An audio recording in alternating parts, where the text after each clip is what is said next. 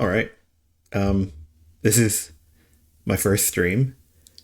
No one's going to be here on Twitch with me, but I'm going to post the VOD on YouTube. So if you follow my YouTube channel, you're going to see me there. So I'm going to talk to that audience for a bit. I've been gone from the internet for a few months. And I'm rethinking how I want to deal with making my game and being online together. So when I started my YouTube channel, I was posting devlogs like every week.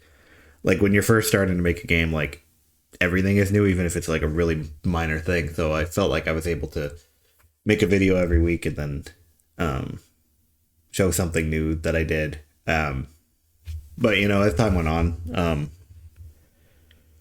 I made more, like it took longer to work on a feature and then feel like enough progress had been made that like it wasn't just showing things that weren't very visual or very interesting. And it took longer to make features because like a lot of some of my early devlogs were like showing ideas or like planning or my ideas for a game. And then it took longer, like maybe devlog started to hit every month after that. And then it also took, you know, a lot of time in a day to edit a video. So when I was doing once a week, you know, that's one day out of 7 days. If I have a few days in the week to work on my game and then one day fully spent on like trying to do YouTube and stuff. And, you know, like I'm not trying to market my game. It's not anywhere near finished. Like nobody's going to play it for a while, but I was trying to build an audience around the game. Like, or at least just a community of people to hang out with while making my game, talk about game dev, and just being in communities online and stuff. So, yeah, I mean because that is motivating.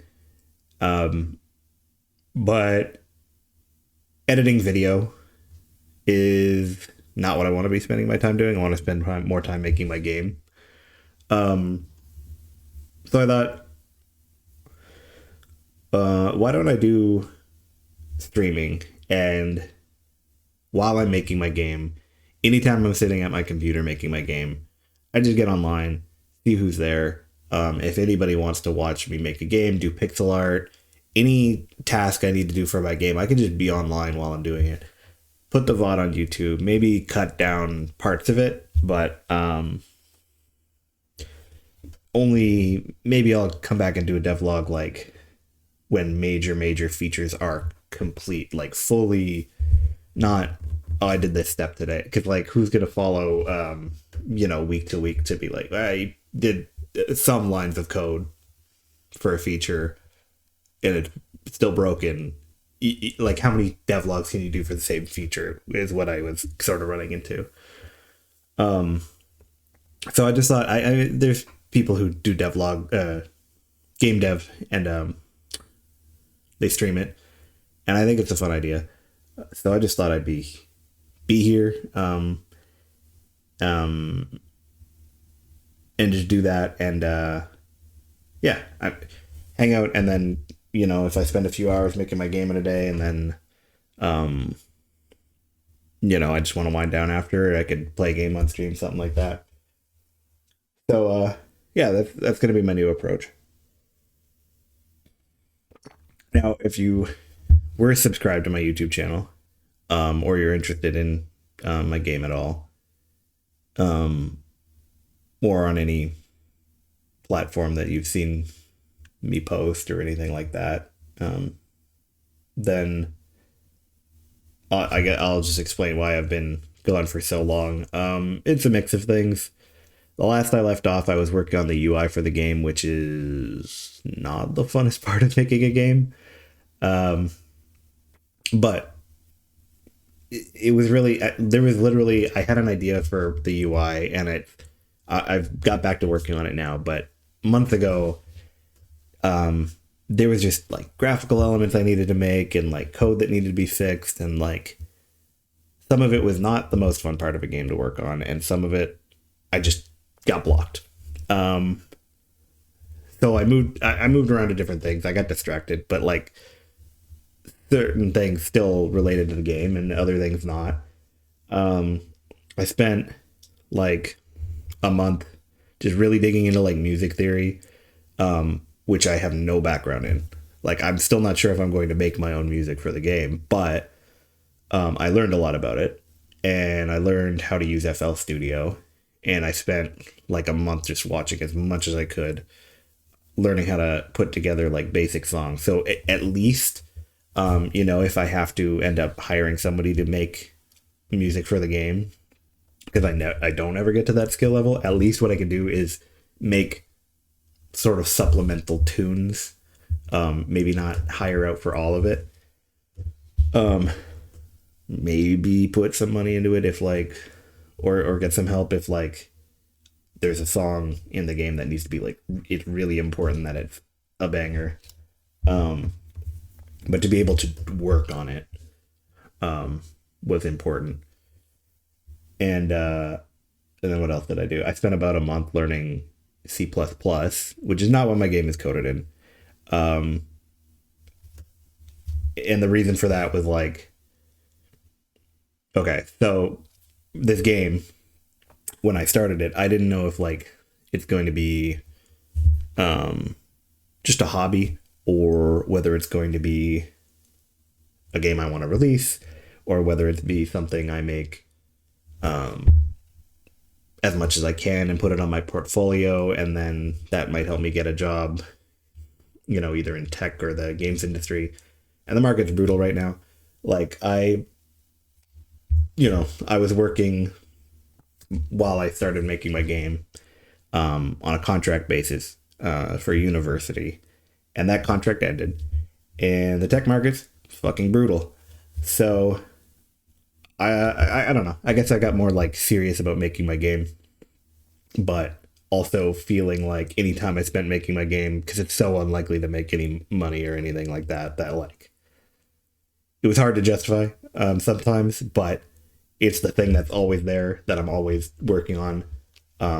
Although it can be on and off depending on how I feel about like whether this is what I should be spending my time doing. But it's kind of the thing that's been consistent that I can always go back to. And I want to finish a game. I really, really do. So why did I learn C++? Back to that. I just thought so much of what I've been doing since graduation in computer science has been making the game and learning about making games. So if I'm going to ever use that to get a job in the game industry, maybe learn a language that's very common in the games industry. So I learned some C++. And yeah, that took a while. That was what I was spending a lot of my time doing. Went back for a little bit, trying to do a little bit of like freelancing on some online platforms for a little bit. And then, there was some family stuff too that I couldn't work on the game for a bit, and like no big deal, but busy. And then getting the idea to stream on Twitch, and maybe like the past week or so, like learning to do that. And now I'm here trying it out. So hopefully it works out. I've been talking for a while. I'll probably just start working on this pixel art. But yeah, that's the update. That's why I haven't been as present online, whether on my YouTube channel or I was posting a lot on Tumblr as like a blog. But I want to recommit to it, get back to what I was doing before. Yeah, so I actually started this stream twice before, both false starts. I changed an audio setting to try to fix like the double feedback I was getting, and I turned something off, and I had no audio after that on the VOD, and I had to delete it. I'm starting over. What I did during that stream was take this sprite, and I wanted to flip it so we get a back sprite, and I made this silhouette, which I silhouetted over it, but then I drew the parts in reverse, so like you can see the spines at the back here. I'm trying to create the illusion of you're seeing it from the back, and I don't know if the best method for that is to just, you know, flip it, draw over it, treat it as the back, and then redraw over the parts. But I mean, if you think of those optical illusion, what is it, the like ballerina that like turns and you can't tell which way it's turning because it's just a shadow? That's the idea. There's other ways to do a back sprite, but that's just something I'm trying. Oh, I'll show the game. Because people who haven't seen it in a while, I will show the UI that I've been working on, which is not finished, but let's check it out. All right. And this is part of the reason I want to work on these back sprites. I'll show. All right. So we'll load right into it here. All right. Let's get into a battle. Okay. And there's some changes to the UI, which is mainly what I've been working on. UI is hard, and that's part of why it took so long. But we can see here, I've shifted the whole perspective. What I have when we load in here, you don't actually start with this many snakes on screen. These are summons that you can get, and each character can get 6. So, just tap the mic. I don't know, I'm not monitoring myself. That probably sounded like shit. What I made automatically was each character starts with the 6 minions, and in this case, they're snakes just by default. And then all of the enemies do as well. And I did that to show if you have the maximum number of things on screen, like how could I rearrange it so it looks good with the UI and everything is visualizable and all that. But what I'm going to do, so I've angled the camera down, pulled back a bit, and then made the UI like this over here. And then you can see that the wheel flips between party members when you select them. I guess it was the enemy's turn. And one of the lumberjacks died. Whatever. So I'm thinking this is looking pretty good. Like it's going to be worked on more, but this is kind of my concept for a UI. And then because this takes up space on the left, I had to have the party members over here. Because the lumberjack is dead, you don't see his snakes, but they were over here. What I need to do, though, is the snakes that you summon shouldn't be looking at you. So the minions will have a back sprite. I don't think the party members need a back sprite like that.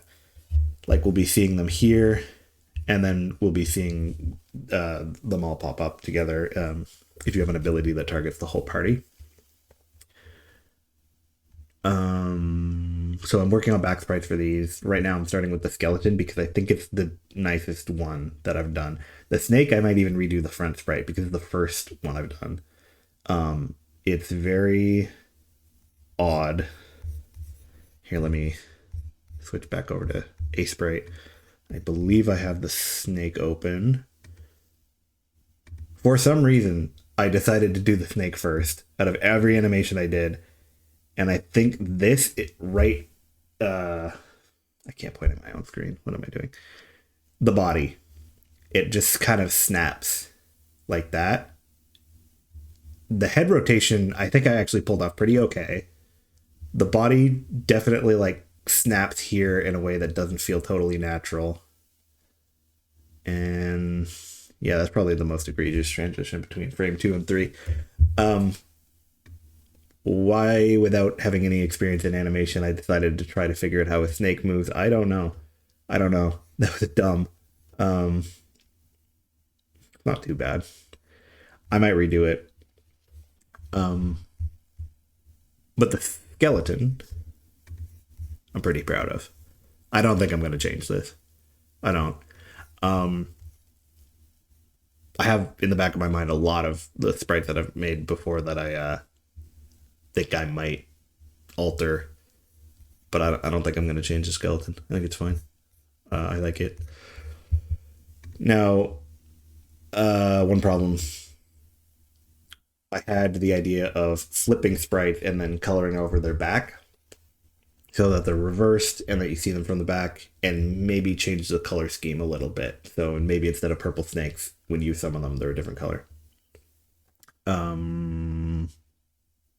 The problem is the skeleton has a sword on the left here, and that's fine. I mean, it's like a dead-on perspective. But if I flip them, then when you're seeing them from the back, the skeleton sword will be pointing over to the right, or that way. But because these guys are shifted over to the right, you want them to point that way. So what I might do is not flip the skeleton, because I don't want to change. If I flip these ones, the one that you see from the front perspective, then it would change where the lighting is coming from. It would be coming from the right instead. So I don't think I'm going to do that. If anything, I might just take this and just also have the sword on the left, so that they're pointing over to the left corner here, and that they look like they're looking at the enemy. So I think that's what I'll do.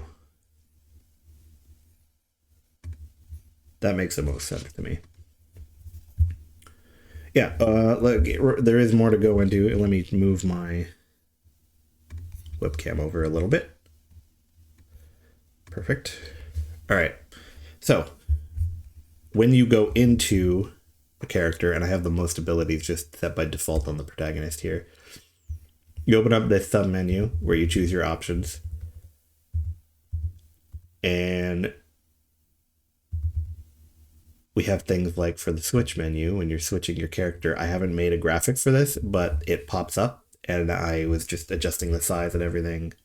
I need to shift that back over to the right more, or make it wider. But basically I would sort of shape this, maybe cut off part of that, have like more of like a tab or like a texture to it. Just make it feel sort of like stone, like the bottom panel here does. The items tab is bad. I didn't work on it at all. I didn't need to go into that. But I worked on the shape and size of the skill. So this was wider before, but it would have crossed over with this area here. And I was just like, basically, I didn't draw the graphic yet, but like making the animation where it slides in from the side and then measuring it and all that. This arrow, the blue arrow, which I've been using for selecting everything, in like the prototype, is going to be replaced. I'll have some sort of cooler animation to show which one you're actually on. We've got these icons are really ugly, but I'm going to work on them. So like this one would show that it's ranged. This is wrong. It's showing that the fireball is an ice ability. Why is that? That might be either the code or I just have the wrong tag on the fireball. What's it, fireball? Let's see.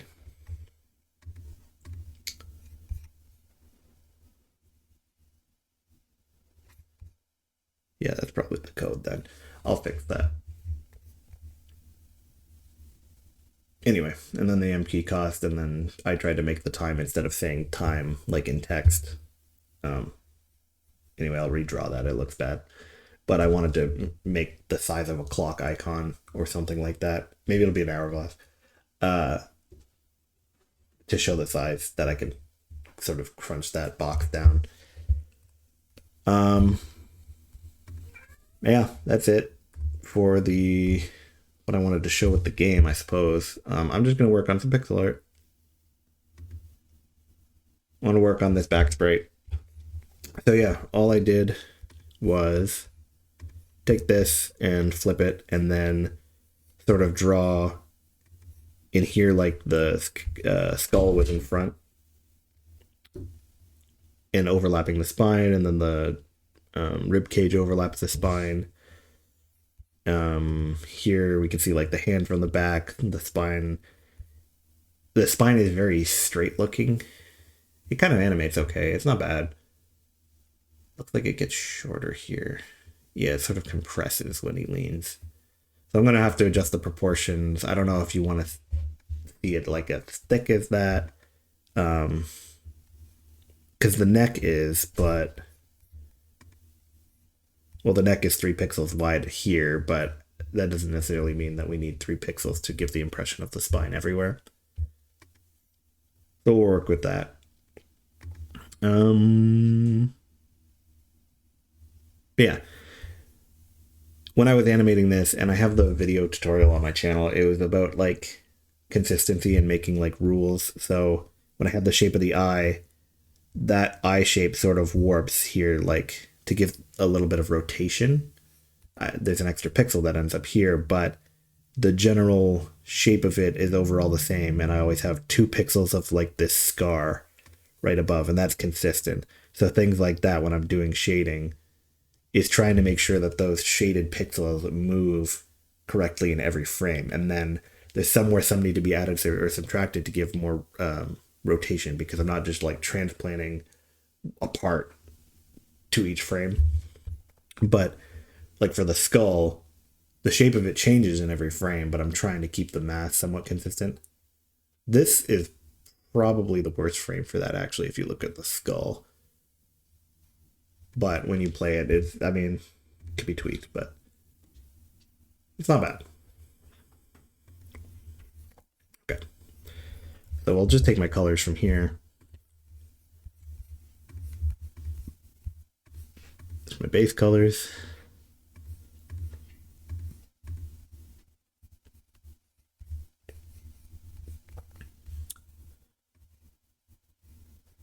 All right. It's more of, I don't want to have like big fields of color that are all the same. So you want to break it up with something. I'll probably break it up with a crack or something into the bone. But when I'm shading the back of a skull, it's going to be more round than with the face, because with the face you have all these pockets and holes and areas that you can add some texture to it. The mouth area, and then you got teeth, nose, eyes. This all takes up areas where it has shape. And well, maybe, let me just pull up reference actually for the back of a skull. Oh, okay.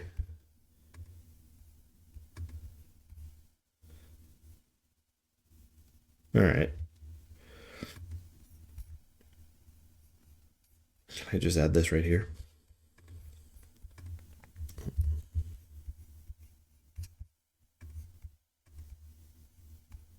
No, anyway, I'm looking at it. But the jaw here would be like a darker part.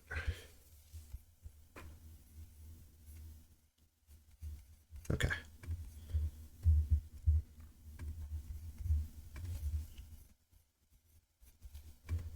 Oh yeah, okay.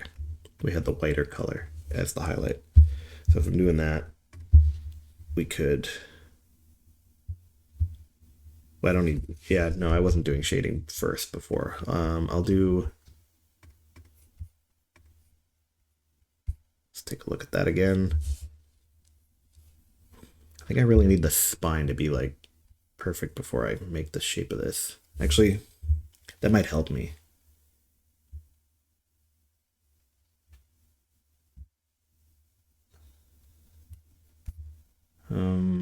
Yeah, how much I want it to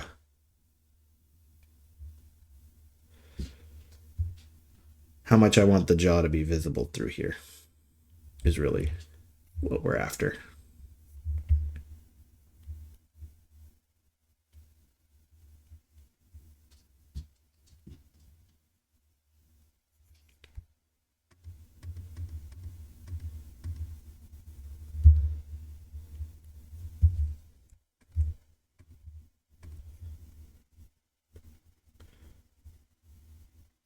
Okay.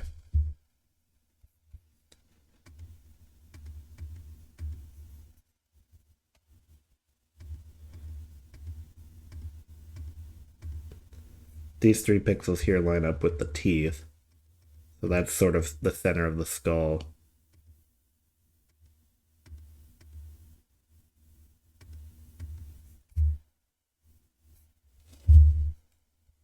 The spine, though, should probably be higher. Let's see how that matches with this. It's okay. Maybe...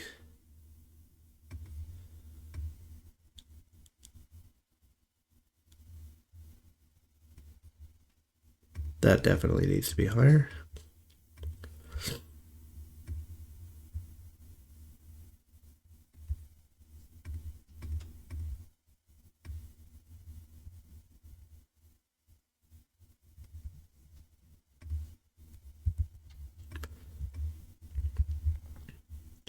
And the spine looks really thick. It's going to thin out with shading, I think, is what I'm going for. But sort of like a blocked out area for it.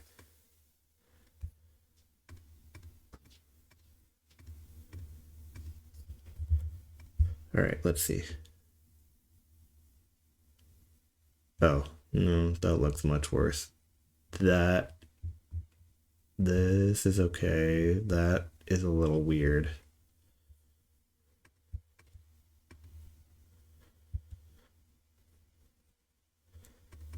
Well, the spine is visible there.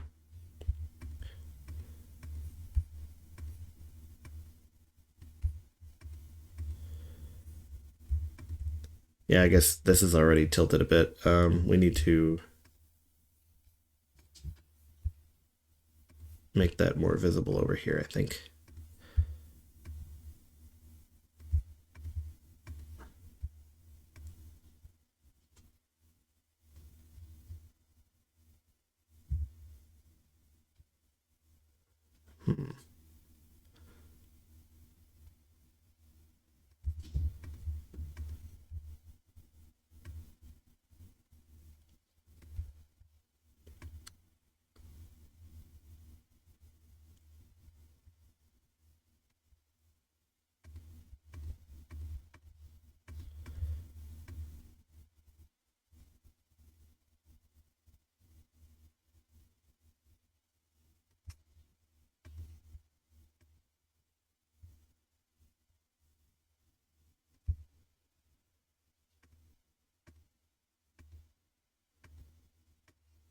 How's that? No, not this.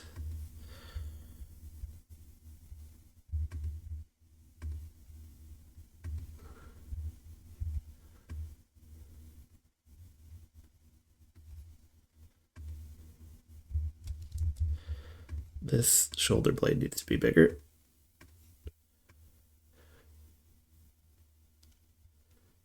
Not wild about that transition at the top of the spine.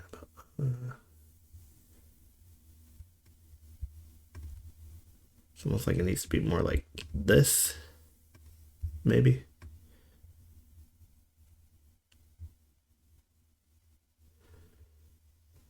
That's a better shape. Yeah, that looks a lot better, I think.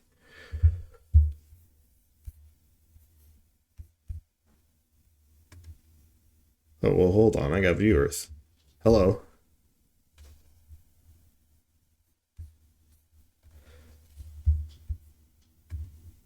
I'm just doing some pixel art. I don't know if you just came in. I'll show, this is my skeleton animation.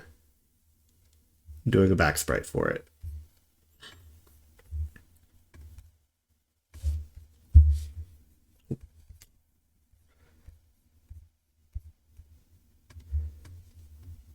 So I'm trying to keep everything consistent. And I would say the original is a pretty detailed sprite. So trying to keep shading consistent between multiple frames is pretty hard. So for example, this pixel right here that I just placed down, I think when you go, or I didn't place that down, that's in the first frame, but I want to place sort of the edges of that area, which is where you see the jaw through this back of the skull. And I think it's about that high. So then if we go to the other side, like right here, we'll set it right there. We'll see if that movement makes sense. So that sort of gives us the shape of the line. It dips down a bit, and then this also dips down a bit. What is it? 3 pixels wide. And then we try and see if that still makes sense. So if that's, I'm breaking the shapes more into like zones. Right? So like, I'm not doing the shading, but that's the area where you would see sort of like a sub area of the skull where you see that jaw. So then I'm breaking it down like, does this shape stay consistent? And I don't think it does actually the way I have it. This needs another one. That maybe. And then over here is a little different. Maybe that. We're turning our head. Let me see if I can, in the camera, get my hand to. As it goes across these frames, the head is rotating like that. So you should be able to see more on the right side and less on the left side.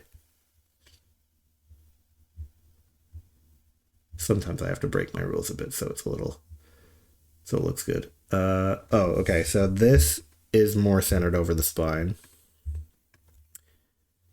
This I think you do see more of in the second frame, and then this, you could get away with this. Yeah, that shape is okay. There's a lot you can work it with when you do shading, but like breaking it down into like zones is you know, easier that way.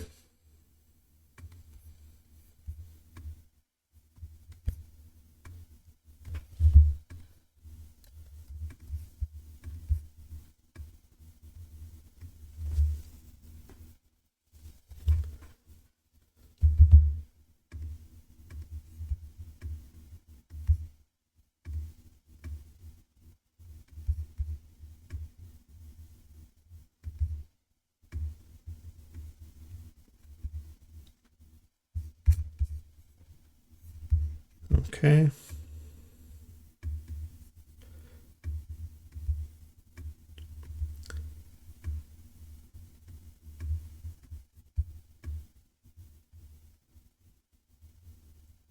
So, yeah, again, this transition here, the shape stays pretty consistent, but so does the shape of the head.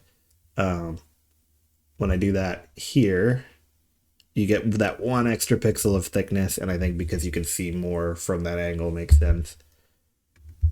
Okay, the head comes down and rotates more here. Let's see what we got. Oh, that's green. Yeah, I've been having right at the tip of the spine here, it's sort of pixels that go over and still give the perimeter of it.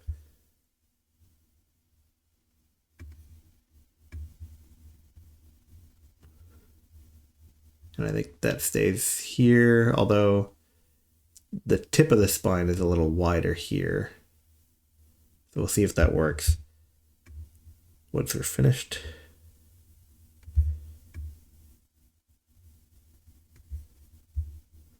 Maybe 2 pixels wide here and 2 pixels wide here, and then up a bit. That almost looks like that elongates.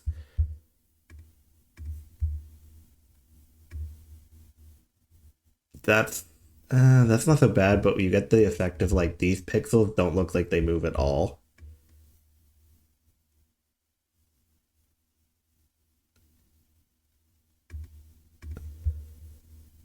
Which is a little weird. Oh wait, that's not where I wanted to put them. I wanted to put them on the 4th frame. Yeah, so how do we fix that? We could take away one.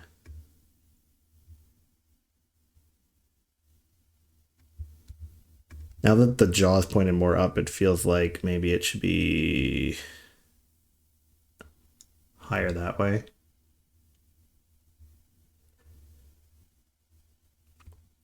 Shading, it's kind of like in animation. I mean, don't ask me. I don't fucking know. But from what I've tried to do, it kind of seems like animation, you're trying to keep the masses consistent between frames.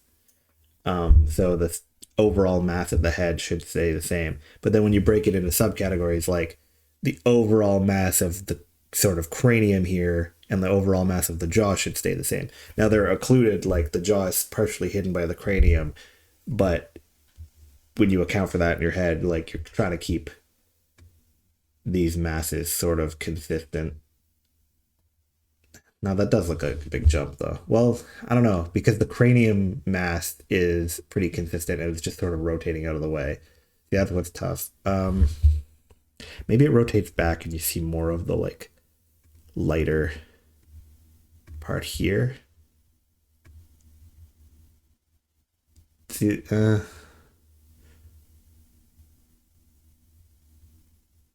it kind of feels like a rotation, but it just feels like a little too much.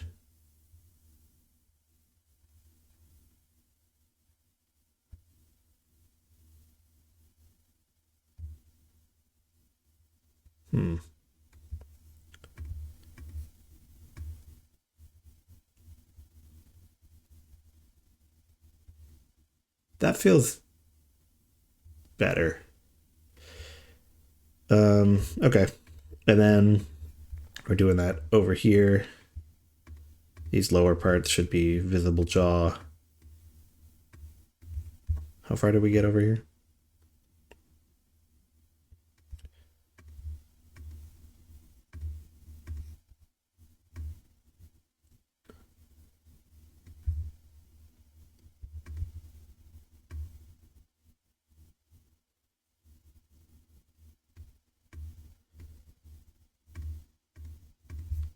Let's see.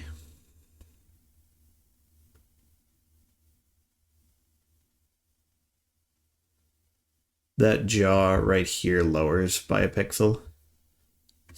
So, and you lose a lot here too. So it's almost like it's being like pulled down, but then this is not being pulled down enough.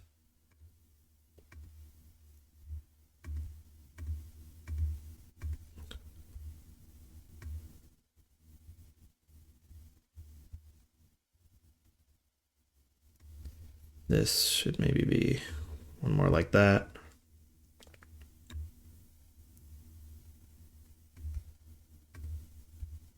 We got to slow it down. How do we do that again? Maybe 0.5 is enough.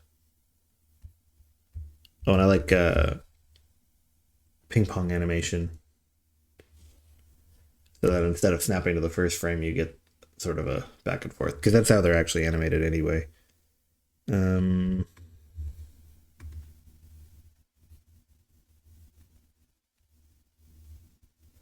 Playback? No. Can't really remember actually right now. That's fine. You know, I'll just actually go like this.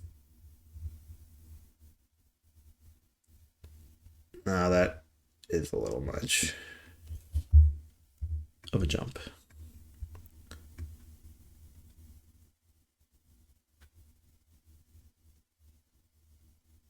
I mean, this looks like the skull is almost like too flexible. It doesn't really make sense, but if you look at here, like, yeah, I mean, it does kind of compress. It was meant to more be like the skull is rotating and it's thinner on account of that. But if you really look at it, it's like the face compresses.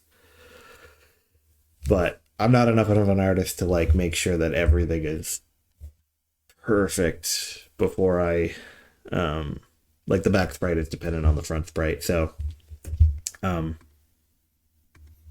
you know, this is I can't remember now like the sixth animation I ever did, so I'm still learning. And then what do we want to do next? All right, so the skull from the back would be like, it wouldn't have much detail other than this like visible jaw. So I could add like a crack to it.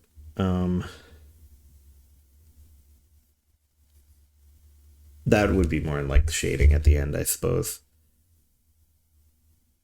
It's nice to sometimes work on a part that's like totally separate, like non-overlapping. So, what do I want to do? I'll just grab the sword. I'll just get base colors on for now.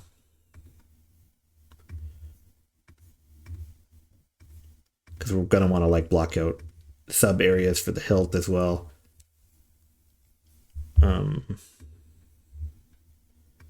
The hilt, honestly, you would see almost the same parts from the back as the front, really. So like I can almost go off of the same shapes that I have here. What's this like? Yeah, pretty much just a diagonal line downward. I don't think I can do better than that for at least this frame. Because unless you're seeing something crazy from the back, like, why would it be that different?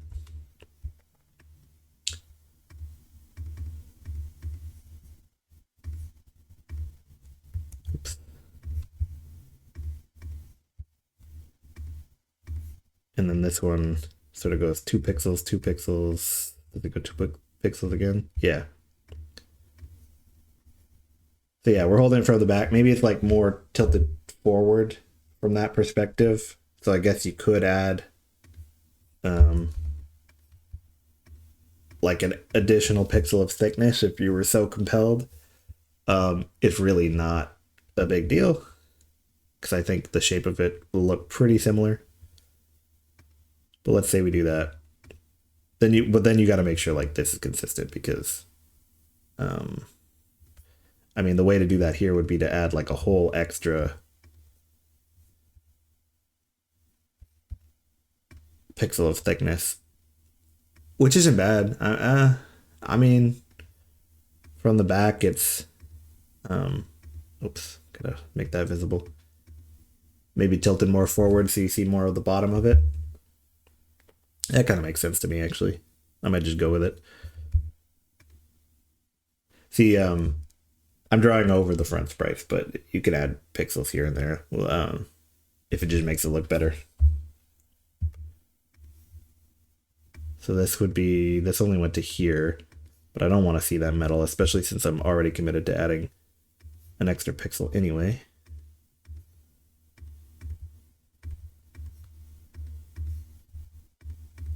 So a good place to do it might be, I added it here, here, here, and here. Might even be able to bring the hand up a bit, sort of see where it's gripping the bottom a little tighter, a little closer to the hilt.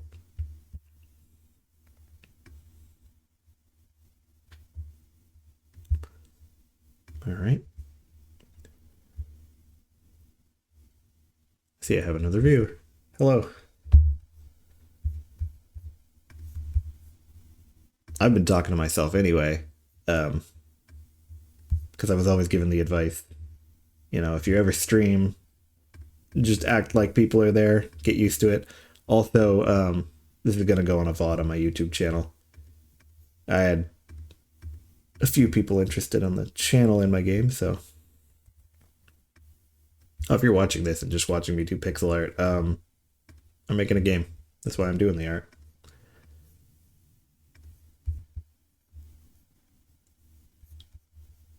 I will show it. Bunch of snakes or minions you can summon, but I have them all summoned by default. And I'm working on another one, a skeleton you can summon. But you can see the snakes from the front, that's why I'm doing the back sprite.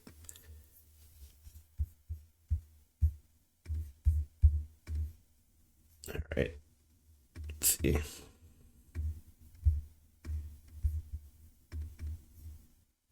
Maybe another 2 here. And then you take a look at it animated and you make sure the shapes make sense.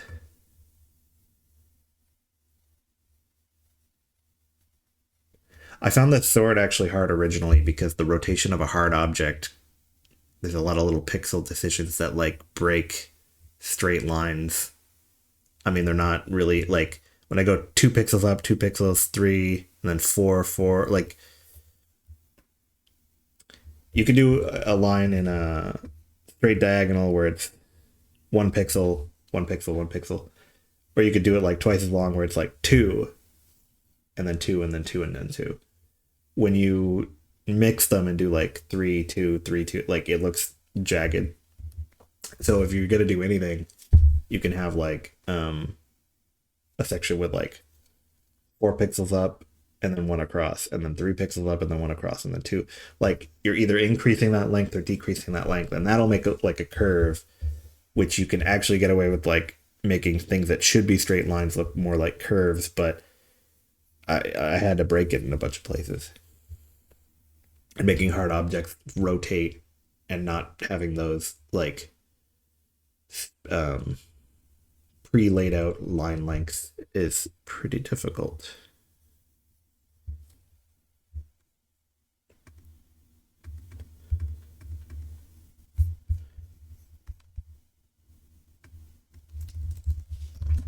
Look up what the back of ribs look like.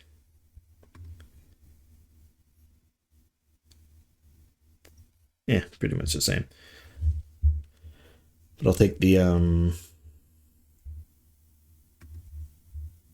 yeah, that is a base color.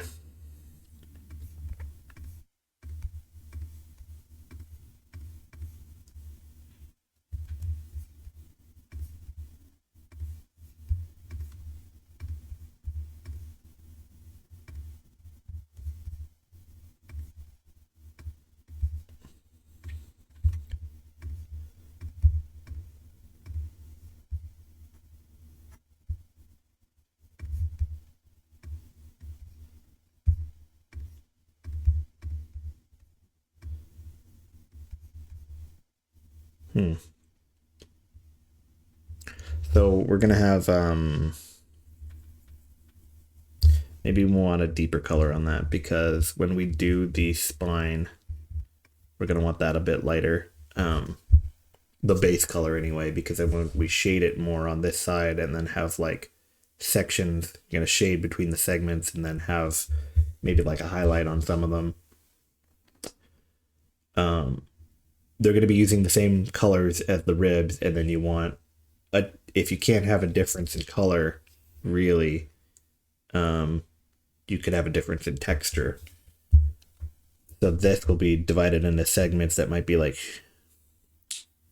shaded at the lines really dark, shaded maybe around each one, and then some highlight up at the top. And then the ribs will be long bands, just like the original is, that sort of spider out.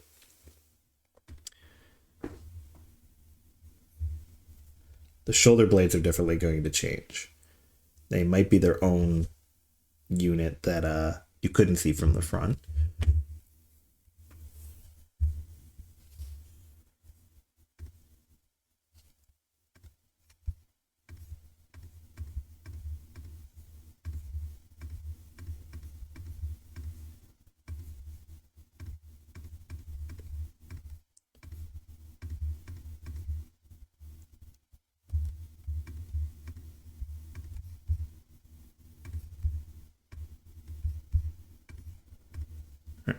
See how that looks.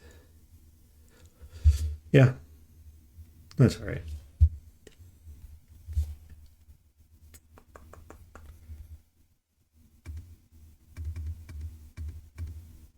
Okay.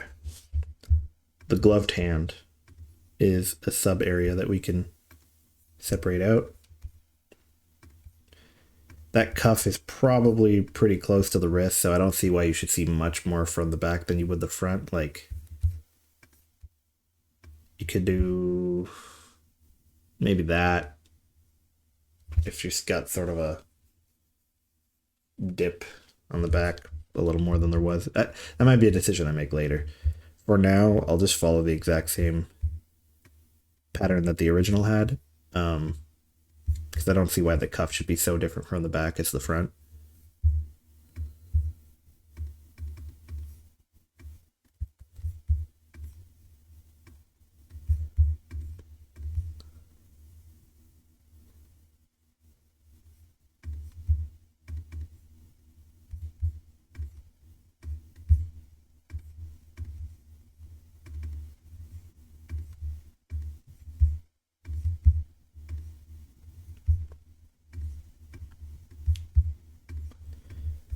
And then that passes behind the head.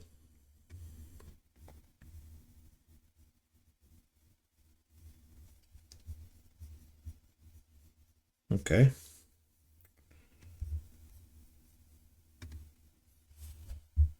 The cloth, basically the same base color. Sometimes when parts overlap with each other and they're supposed to be the same base color, but they're touching each other, I might do a different shade of the base color to keep them separate and then sort of shade them. So I guess, for example, maybe this arm has the same base color here as here, but if I had the base all the way through here, then you wouldn't be able to tell what's what. So this eventually gets shaded where like there's lines of dark colors here and then like a line of light where the rib is here. But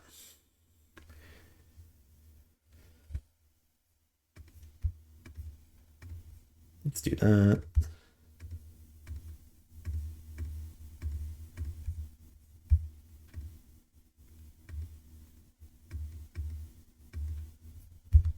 See, the pelvis kind of touches the ribs a little bit, and I do have them dark. So I might even do another shade down to start with. Is that a shade down? Yeah. That way when they do touch, you can tell the difference. But the values could end up in the same place depending on like the shapes. How's the bottom of that spine look? The rotation between 3 and 5 looks fine, I guess. That might be a little much, actually.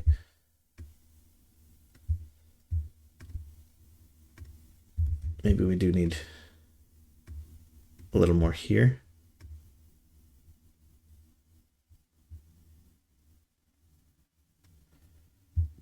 Actually, maybe this whole thing just needs to be more that way. Yeah, that doesn't look as crazy now, I suppose.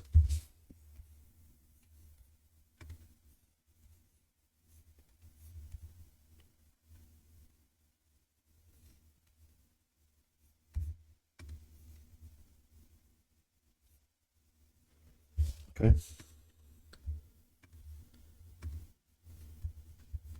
Now, I don't think the arm touches the head, and where it touches the spine is pretty obvious. Just to be safe, we could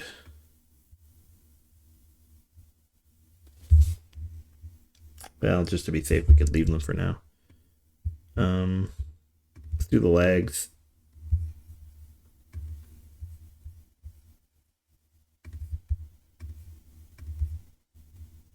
Maybe a shade down, actually.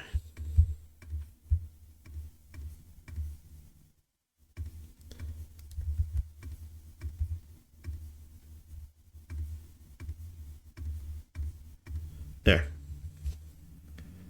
Now that shouldn't be confused with anything.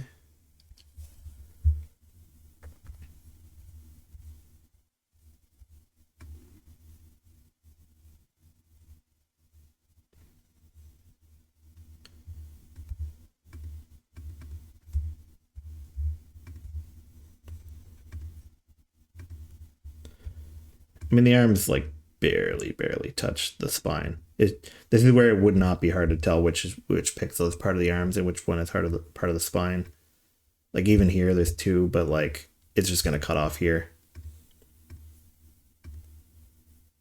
and I can tell the shape here. This doesn't touch anything. Okay, so I guess that's what I would start with. And the question is, does this look like a suitable base for the back sprite for this? And I mean, yeah, yeah, sure, it's fine. All right. So then we take a look at easy parts to shade, things that are pretty independent of other things. So this little section of the loincloth that you see,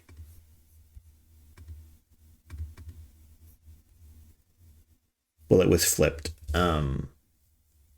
But oh, you know what? before I get too confused on the lighting, I should flip this whole thing.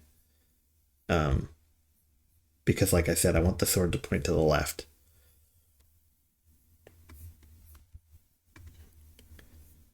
So let me flip every frame.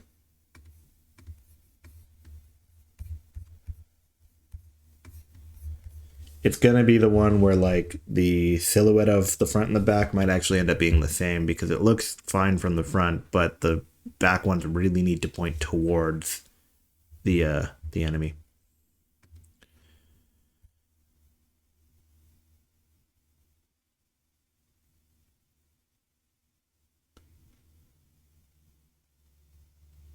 Yeah.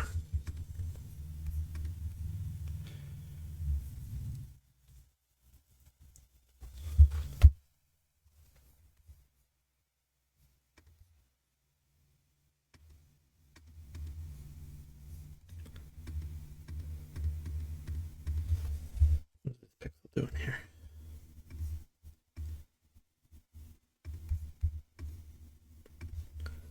Okay. That one flipped. Yeah, let's flip that.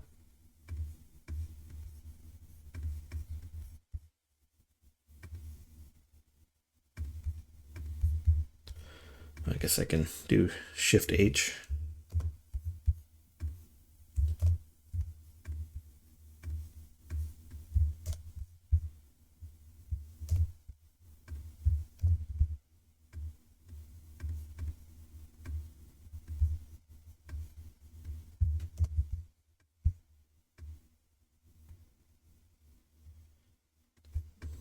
What am I doing here?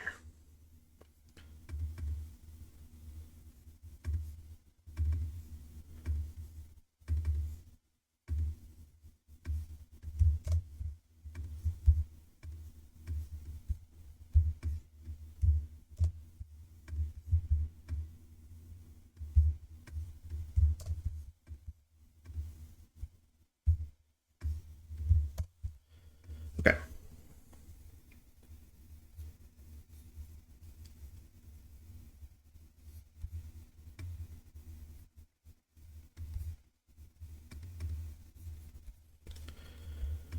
I think maybe that pixel right there was because, I don't know, maybe I erased something. I don't know. Okay. So yeah, now from the player's perspective. Oh, hi Sanscalm. How's it going?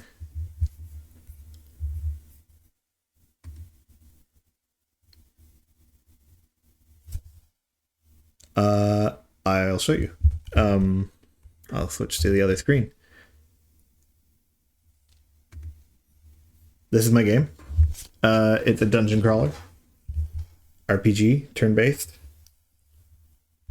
Oh, I'm not in the game, so I can't control it. So, oh, well, the UI is bugged. I'll get into another battle and reload it. I'm just working on sprites and graphics right now. This is just sort of a dummy test area. Just gotta get into a new battle. Oh, thank you. The first follower. First interaction in chat at all. That's awesome. Yeah, so I've got this worked out right here. Yeah. When I flip through party members, it sort of rotates this wheel and shows you. I actually don't know if you can see. Oh no, I'm facing different enemies than what's in my party. But the idea is that you can like recruit enemies. So the shepherd and lumberjack would be enemies. Yep. Yeah, I did make the art myself. So this guy up here would be a cleric, and this would be a knight. And you can summon little minions who are like smaller than enemies. Thank you. I appreciate that. So yeah, right now I have them by default summoning a bunch of snakes. That was just to test like the perspective of the battle screen to see if it all looks good and like can fit in one screen. Because if they all summon, I think there could be like 6 times your 4 party members. You can have 24 on your side, and then right now I have like groups of 3 enemies, so they could have 18 minions. So imagine if there was that many skeletons on screen. I needed to make sure it looked good. Uh, yeah, so the idea is you'd fight enemies, you'd recruit them, kind of like Shin Megami Tensei. Um, they're all kind of based on like RPG classes. So, like I said, like a knight, a cleric. Um, but I'm trying to think of ways of like if you combine them. So like fusion, like in Shin Megami Tensei, I think I need to maybe rethink how to make it more unique to my game. The things that are unique to my game are the minion summoning, where they all have like sort of like a passive or like turn-based effect, depending on how many you have, and there's mechanics unique to that. But I had this idea of like, you know how in RPGs there's like you could have classes, but there's many subclasses. So like, what if you got a paladin by mixing together a cleric and a knight? And how many different combinations can you make like that? That'll be how you progress like through the class system, with your party members and assemble a team. And yeah, the minions are sort of things that are smaller than a typical enemy would be like not humanoid. I've got like snakes. A lot of them do status effects. So like snakes poison you. You got sheep that put you to sleep. Skeletons will attack you and like inflict fear. So I have a bunch of ideas for those. And I'm working on like finishing those mechanics so that I can put them. Oh, this big green box is like a, I don't know what it is because it's an enemy I don't have a sprite for. Yeah. Not a ton to show with the it's because the UI I'm working on, it's like kind of buggy right now, but you pop this up, you got this little cycler thing. You can switch party members. So I've got a rogue in here. This graphic for the menu isn't complete, but so let's say I want to switch my main party member for a rogue. I don't have code that switches their portrait yet, but I've been working on it on and off for about a year. But I started working on it kind of when I was working at my last job. I was working at a university after I just like graduated computer science there. And yeah, so like I was working there for a while, working on it as a hobby. University jobs for students are often like contract jobs, so that ended. Tech jobs kind of rough, or tech market's kind of rough. And then the game is like, it goes between like it was a hobby slash working on it as like a portfolio piece to see if I could get a job in the games industry or just any tech, versus like, oh damn, should I really be spending all this time like working on a game when I like should be spending more time finding a job? I'm trying to do both, but like on and off, taking it more and less seriously. And I'm starting streaming now because I'm like, I was doing devlogs on my YouTube channel. But I wanted to spend, if I'm going to spend more time on this, spend more time making the game and not on like editing video and stuff. So I started doing this today, actually. This is my first stream. And well, I did it on Friday and I had no audio, so that doesn't count. But yeah, I'm doing Twitch now because I'm like, I can be online while I'm making my game, sit down at my computer, be accountable to anybody who wants to like watch and pay attention, and it'll keep me working on it when I have the time, not get like in a funk or like out of the zone. And I don't have to edit video that much. I can just put up a vlog or a VOD. Yep. Exactly. Yeah, that's what I'm thinking. Instead of editing video and like planning out, like, because I was doing frequent devlogs like every week when I first started making the game, but I found like that's way too much editing. And also like, I started off by being like every new idea I had, I made a devlog about it. It wasn't like a complete thought. It's just if I thought of something new, I could make a devlog about it. But then it slowed down as I was like, I should probably like complete features before I talk about them in and call it a devlog. But with this, you don't have to, like, I can just be on all the time. Right? So the devlogs slowed down for that reason. And then, is that the right color or white? Maybe this is the wrong color. And then I was like, it's just easier to do it here. Like, I can just be on. People can come to me if they're interested in the game, and it can take a very long time to do. And I mean, the ideal, and that's very far away because you're the only person here, is that if I could make some money off of streaming, it would fund the game. But that's a long shot, but that would be lovely. But yeah, I mean, still looking for a job. I mean, and if I'm looking for a job in the games industry, like, more evidence online of like the fact that I can make games is great too.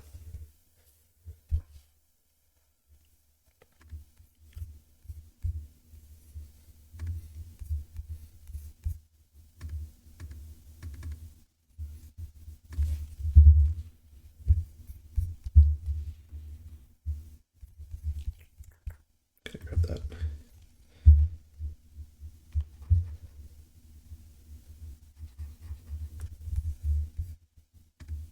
I'm gonna try to get, you got more of a shape here of the face where it dips down for the eyes, but the general, like if it was a rounded shape, the general area that highlight covers is probably about this. So try to do that. It's about staying consistent with your light and shading between frames.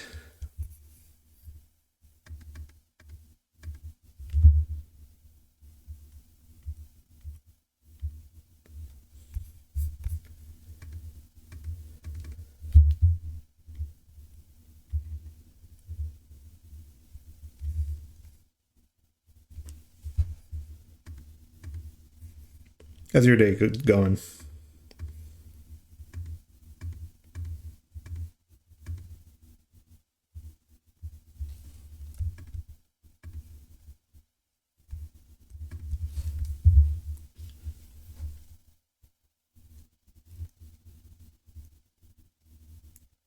Nice.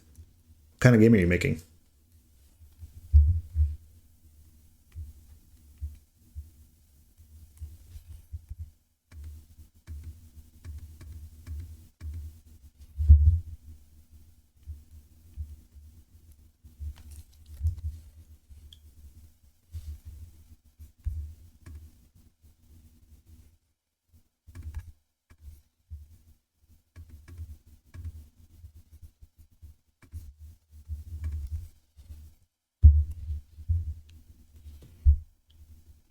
Cool.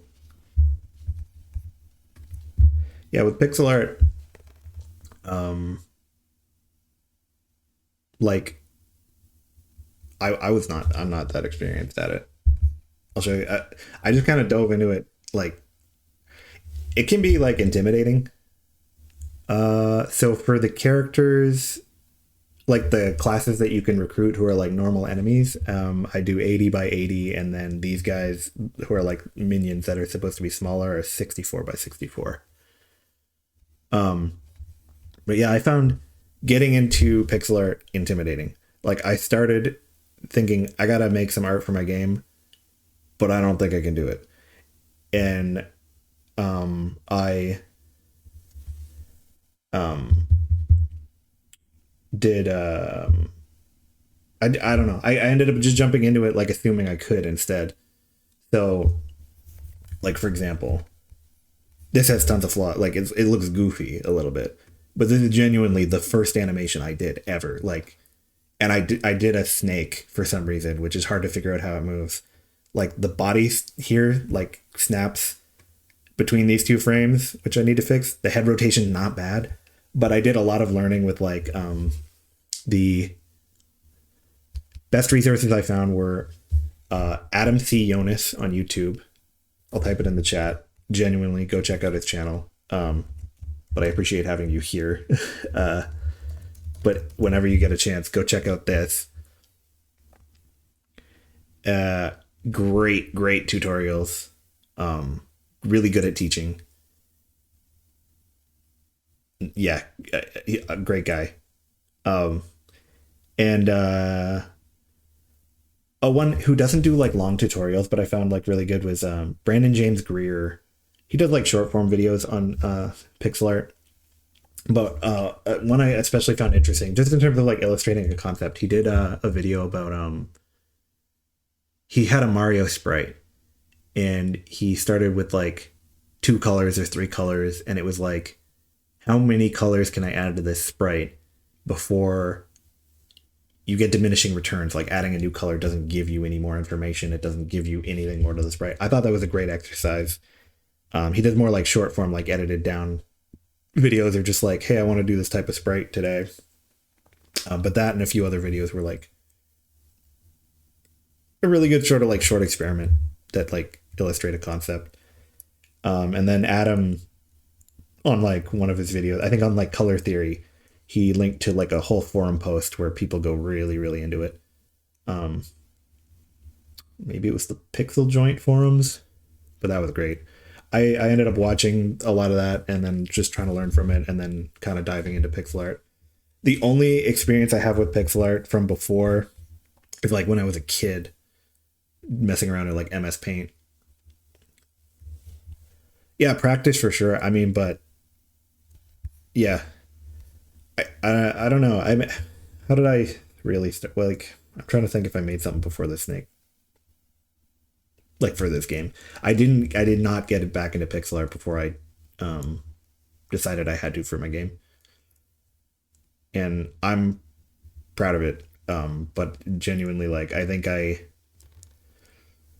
mean, I'll doodle. I don't draw really. I'm not like an artist, but I don't know. I think going into it with a perspective of like learning what you can, but not getting stuck in tutorial hell, and then just like jumping in and being like, I'm gonna do like something that's practicing is important, but also like telling yourself, I'm doing a project now, and it's not just practice. It's like I'm doing a real thing. I'm gonna do it. I'm gonna do it, and I'm gonna finish it. Because I think I can get stuck in this where like if I'm gonna draw something where I might do a doodle and then throw it away and then be like, yeah, I wasn't really doing art. I was just practicing. Um, so getting out of that habit, I think of like doing the early stage. Sometimes you can do early stages you understand and then just be like, at least for me, like scrap it and be like, I can't do the later stages. I'm not an artist. But I think like just doing it anyway is what I think a lot of people need to get over. That's what I needed to get over. Was like doing a stage of it that is farther and harder than I thought I could do. And then looking at the result and be like, all right, okay. Like,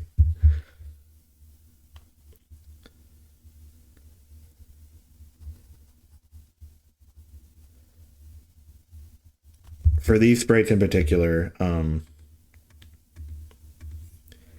I guess part of what the advantage is that like I'm going for a bit of a messier, sketchier style that's like, I mean, like I get that this is kind of a detailed sprite, but like it reminds me of more like old like PC game graphics that are like there's no lines in this.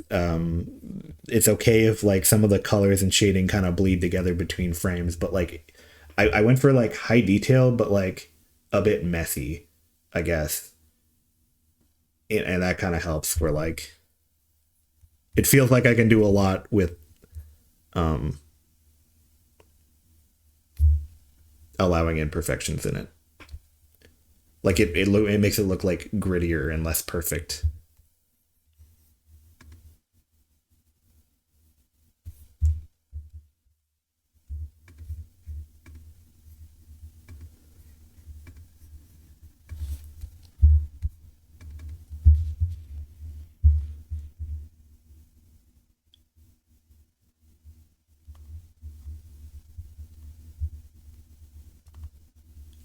Yeah, citrus things. I don't know if you just joined, but that's actually what I'm doing is a back sprite. So I took this animation that I already had, and I was gonna flip it, but then I realized the perspective I have in my game, I actually want the sword to point left. But basically drawing all those parts from reverse, so like the spine and back, and then the rib cage being overlapped by that, and then the arms in back here where I'll add more to the shoulder blade here, and then the which leg is in front is flipped here, if you can see that.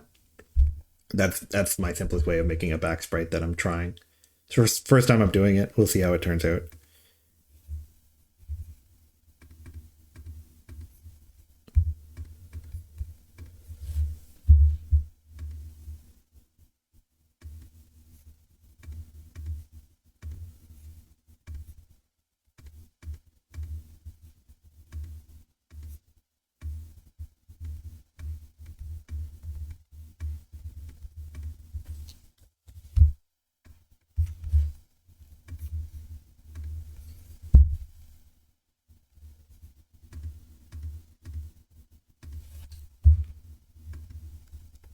I did a stream on Friday where I changed an audio setting right in the middle of it because I was getting like audio feedback, and that was a mistake. I killed my whole audio, and I went for like an hour and a half, but I had 0 viewers anyway, so it was fine. I'm surprised to see 5 people here. I'm very pleased to see 5 people here. That's fun. Thank you for taking an interest, all of you.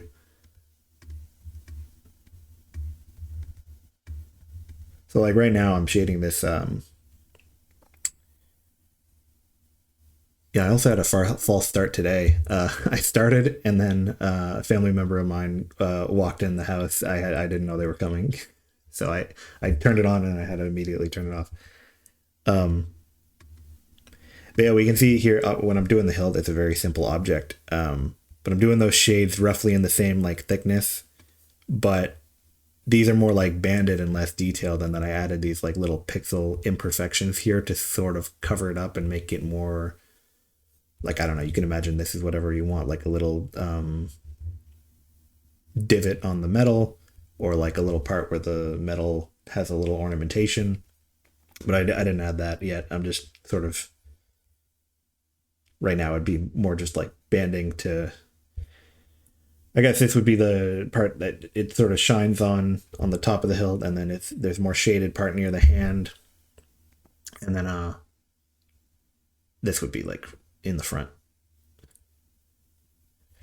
That might have driven me nuts, but I don't know if anybody even came in to do that. I was fortunately did not embarrass myself in front of anybody that time. That was a practice run.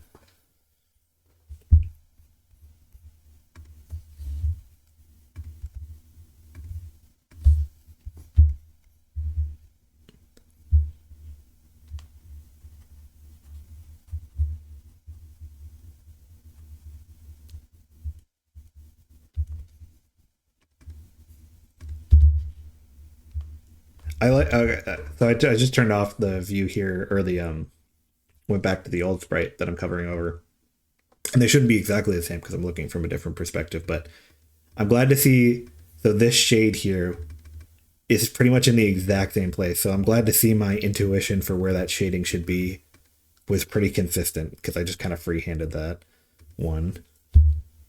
This is probably like a straight diagonal line. I guess I'll do it, and then I'll check if it's consistent with what I did before. I mean, I did add a pixel to the thickness, because I'm like, you're sort of pointing it forward.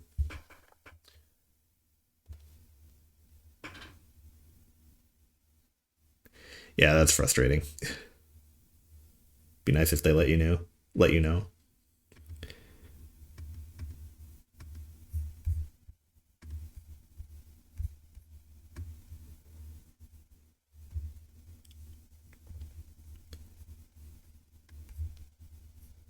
Right.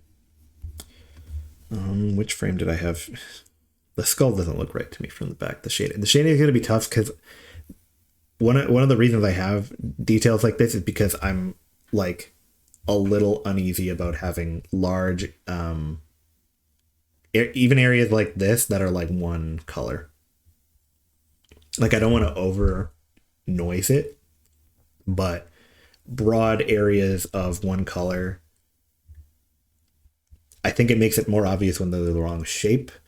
I think it makes it more obvious when they don't animate quite well. So trying to add little details and shading everywhere helps cover up areas where I am lacking. So the back of a skull, a little bit harder. I might do something like this, like not like that. Like I want to have a crack in the skull. This is sort of like the shape of where you see the jaw through the back. Maybe like a crack going up, from there, something like that. That could make sense for me.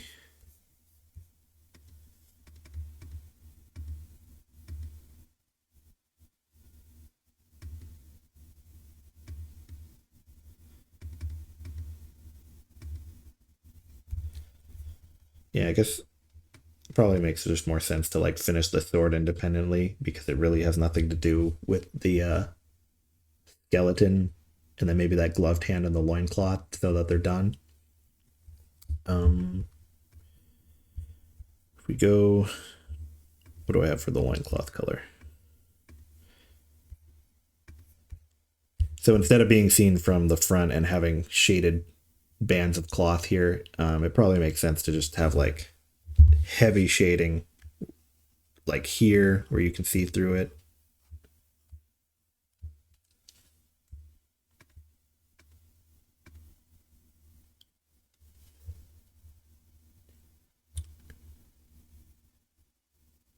Do you think I'll have an animation of them switching hands when turning around? So I don't think they're going to turn around. I got to show you the game.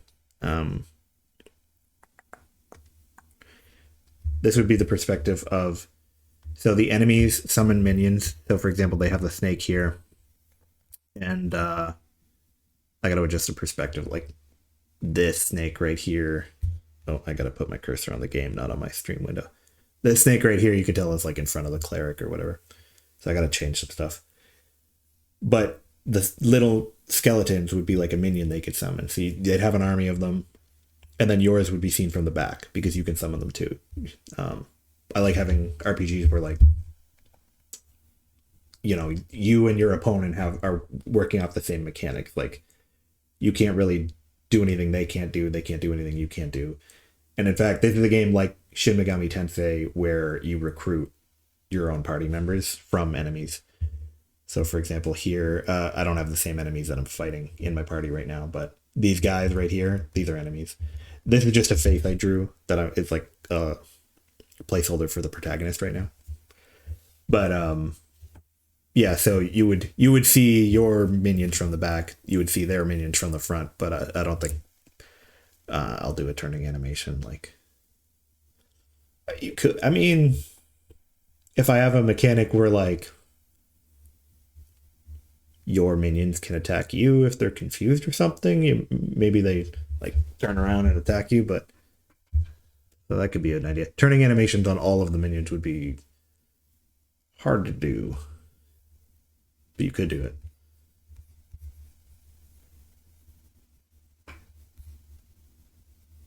Yeah, they look a little bit what's the word? I'm trying to find the word for it. I guess just what you said, thrilled but sarcastically. There's a spam message there. I'll just get rid of that one. I think I read there was an add-on I should get for that.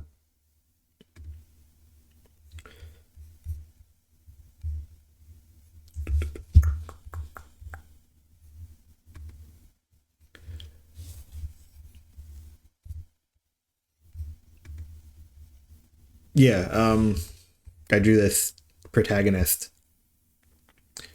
Yeah, I should do that. I think that is the same message I got last time. Can I pull up a picture of basically the game's very inspired by Shin Megami Tensei, and I was trying to just draw a face, just pixel art, and I saw the protagonist of Nocturne, Shin Megami Tensei 3. They had like the flat eyebrows, and then they had the eyelashes underneath, and I just drew those eyes, and I just ended up with a face. I literally just did the eyes because that game has eyes like that. I was trying to do like a character that's like sort of, I don't know, reminded me of like a sort of like a psychic archetype like you see in like some anime and games with like the bowl cut, like I don't know, something similar to that, because I envision them having more like mental abilities. This game has sort of like themes of memory. I'm still working on the plot, to be honest, but they would be able to do some things that the party members they're recruiting aren't able to do. So there'd be like adventurers that are going into the dungeon, and my idea is that like, yeah, kind of like or not Saitama, the other one, the Mob Psycho, Mob, kind of like Mob is where I got the eyes and the bowl cut, like Mob mixed with like the literally the psychic like trainer class from like Pokemon games, some of them. The character from Shin Megami Tensei Nocturne. Oh, the one from um Shin Megami Tensei 5 has some of those features. Yeah, because I'm thinking of them as not, maybe not a psychic, but somebody with like a mental ability. Because the general plot idea I have, and I really need to work on it, writing it, more of it, is that like the adventurers that go into the dungeon that you can recruit, they're enemies. They're sort of like acting like monsters in the dungeon because when you go deep into the dungeon, you forget everything, who you are, your abilities. Can't stand characters that are like Timon the meerkat. I like Timon. Which character are you talking about?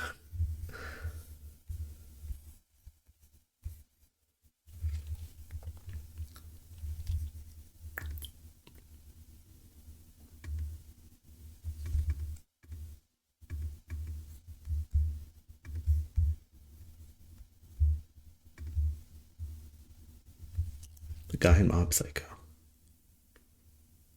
I read the manga, actually. I didn't really watch the show. Why am I blanking? What? Who's like Timon the meerkat?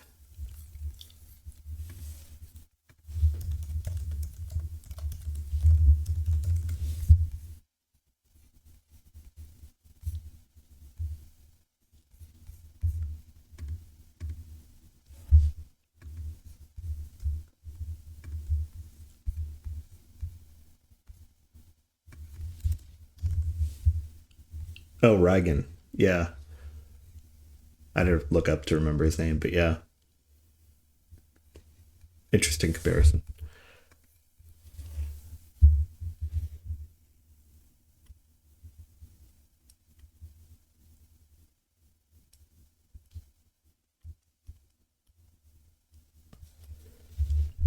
Yeah.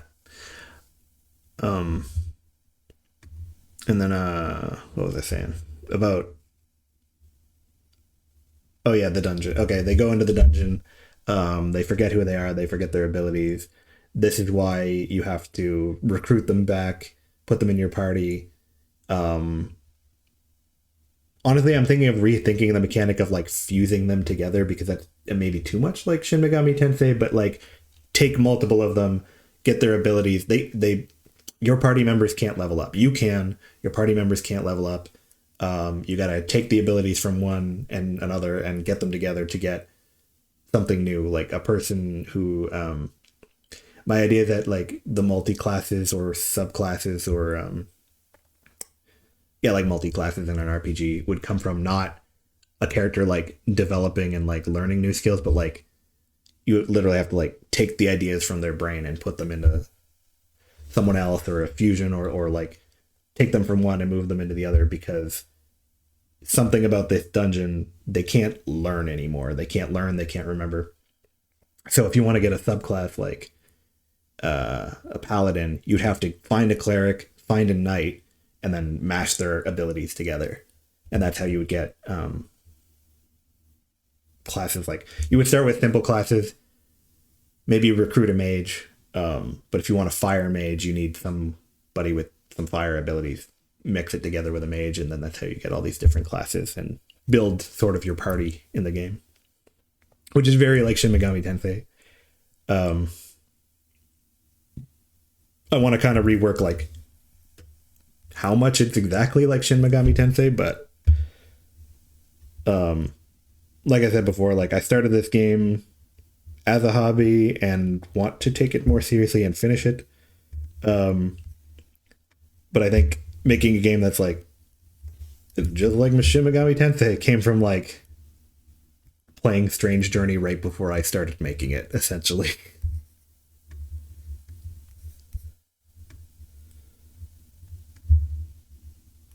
But the minions are and the way they work, I think, are a way of making it its own identity and like making it fixing things with RPGs that annoy me, like adding status effects. I just realized I'm drawing and I did not switch back to A-Spray. Okay, well, I'll show on the screen, though, before I switch back. See little poison right here? My idea is, like, in a lot of RPGs, a lot of builds or a lot of strategies aren't as viable, like putting status effects, because... so, like, poison. There's a lot of RPGs that can get the balance wrong, where, like, why would you poison an enemy when you could just outdamage them? And I want to make status effects and other like buffs, debuffs, any status effect I have like viable. So I was really focused the game design, especially on like different ways of making status effects especially viable, because I want all those builds to be possible. And the minions were a way of doing that, where it's like, okay, a lot of okay, so they're not viable if you can't do it on a boss, because you can always very easily in most RPGs beat like normal enemies, right? So, okay, if an RPG doesn't let you put a boss to sleep because it's trivializes the fight, then a sleep strategy isn't really viable. Like, nobody plays an RPG class in like a JRPG that like mainly puts people to sleep most often. I mean, there's some games where like Etrian Odyssey is good about this, things like this. Shin Megami Tensei, not so much status effects. Honestly, I don't really use them. But like buffs and debuffs, they're good with. The minions were my way of like, okay, there's not an ability that has like a 30% chance of putting a boss to sleep, and then you just do it. And if it doesn't work, you just redo the fight. And if you put them to sleep, it like trivializes the fight. But if it's something you have to work towards, like maybe summoning one minion doesn't work, but like it's incremental, where if you summon an army of them and you have all these abilities that stack, then the game designer, me, will allow you to put a boss to sleep. And I think that that's a way of making more strategies viable. So the minions came from that.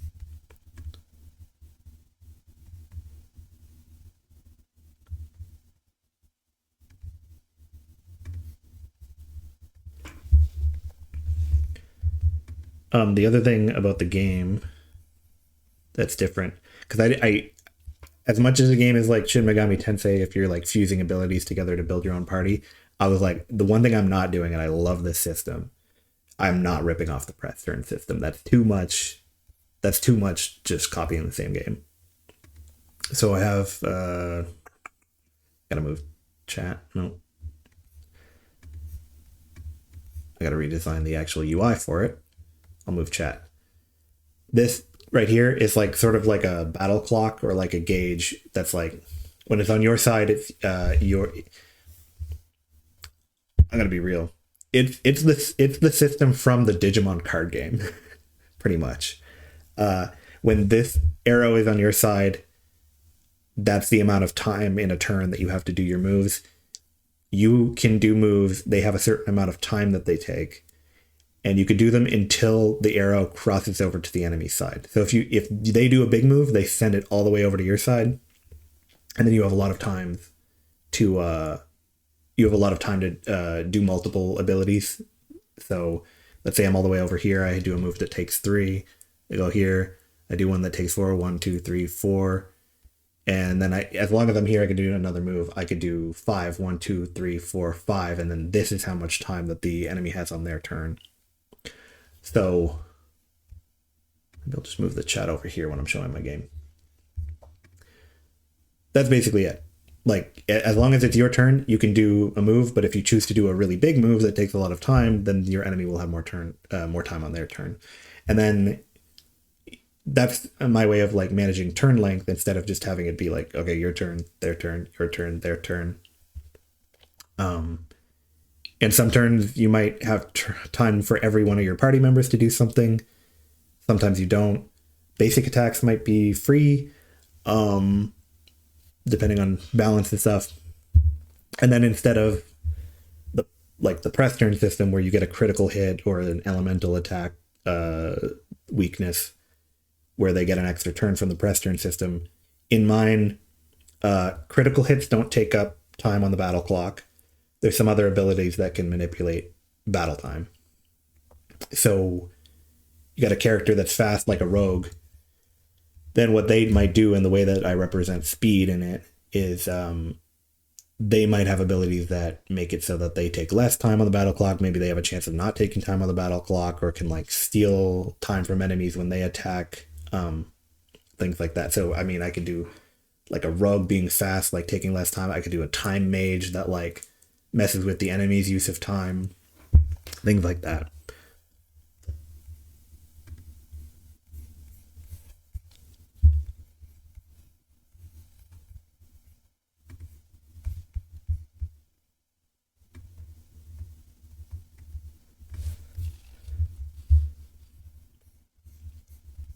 Citrus, you should play the Nihilith game if you like RPGs. What type of game do you play?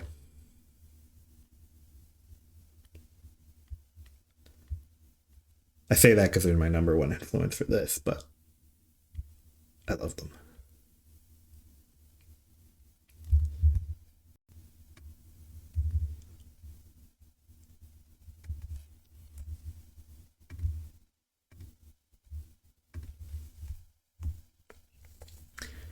But yeah, that battle clock idea it's pretty much exactly how the Digimon card game works. I was playing it early in development, and I swapped out like a basic turn-based style for that, and I think it offered.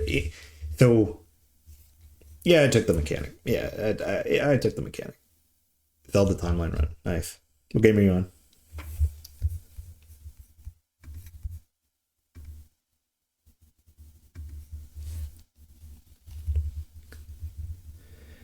So yeah, I took that mechanic. But I think because it's not a card game, it's a video game, it offers a lot of design space. It doesn't work quite like a card game. What I do want to take a lot of influence, I play a lot of Magic the Gathering especially. And I want to take a lot of influence for building an enemy, or not an enemy, a party member from an enemy. You combine their abilities together. I want to have a lot of like emergent combos. So it would be like picking your deck list in a card game, like what things fit together that like have passive abilities on other things that like open up new avenues, like this sets up for another ability. So think of like card combos, or especially like how I'm trying to think of like abilities fitting together. Nice. What's the current timeline say? Like, is it split and then you get Majora's Mask or Wind Waker in two different timelines, and that's why you got the choice, or they're both really good?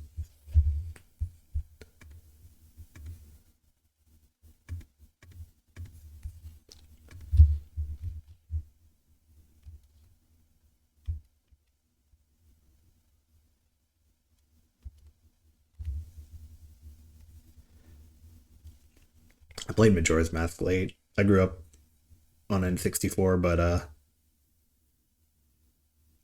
I I just ended up playing it on like the virtual console on the Wii.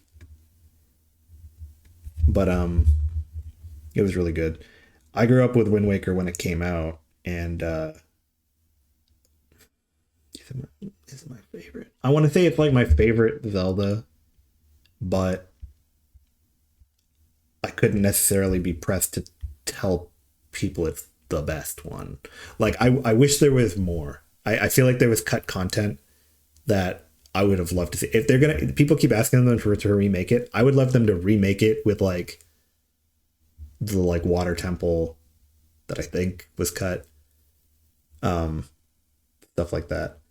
Because having four dungeons is like okay, it's missing some stuff compared to other Zelda, but like the vibes immaculate.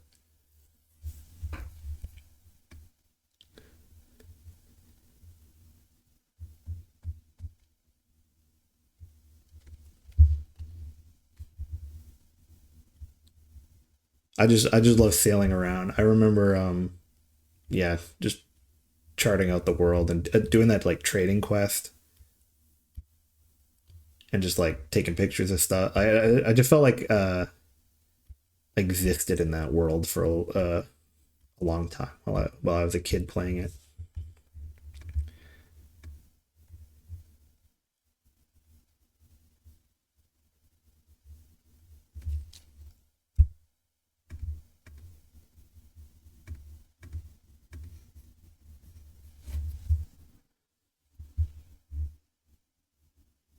Oh yeah, Tower and Forsaken Fort. That's true. That is true. There's more than four dungeons.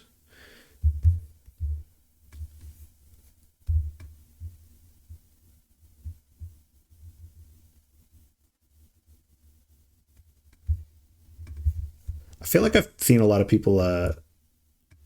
Speaking of dungeons, what I remember really anticipating Tears of the Kingdom because Breath of the Wild was great, and then um, I remember seeing. I remember thinking about it that like the having shrines were like and dungeons were they were well designed, but like the aesthetic of them was all the same, and I missed having those like the fire temple, the water temple. Um, and I remember when Elden Ring came out and seeing, I mean, they did have like catacombs, which had a very similar aesthetic, but they had more of a diversity of aesthetic, and the mega dungeons were great. And just thinking like, man, like an open world Zelda with like bespoke dungeons would be great. And then Tears came out and then had bespoke dungeons, and I loved that. I was very excited for that. So I see people like kind of turning on Tears now and saying it maybe wasn't so good. Like a lot of people saying they didn't like it. I loved it. Uh, I liked having an open world Zelda where like you can go and find a dungeon and enter it, and like it has its own like plot line in a traditional way.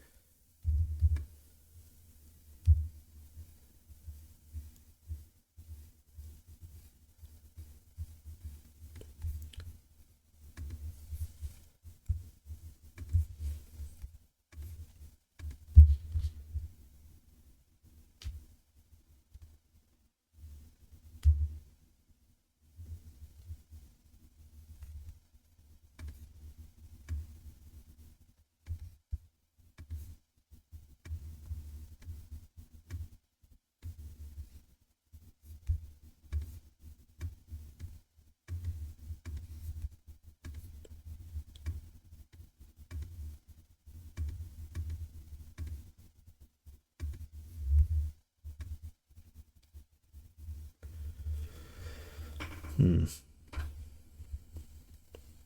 this is part of the jaw that's sticking out that far. Maybe it does have some light on it.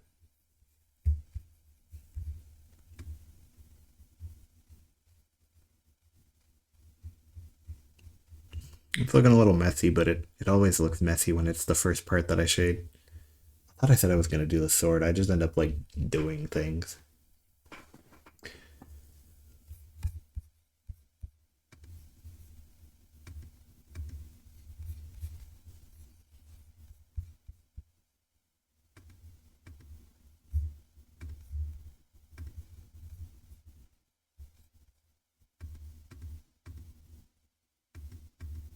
Yeah, the darker shade here. All right.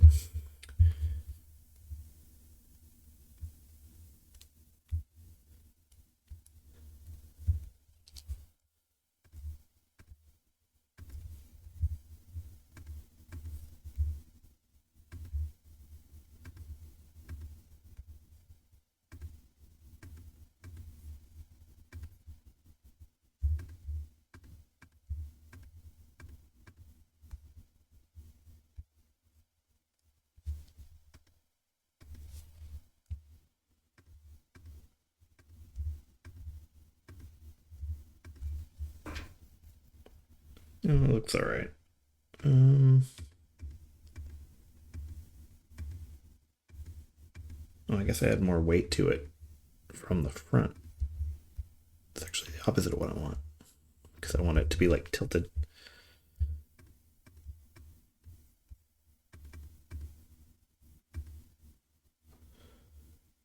And I think of how the okay, so the fingers would like curl up around here, and then I guess you'd have the thumb, but you're seeing the back of the hand.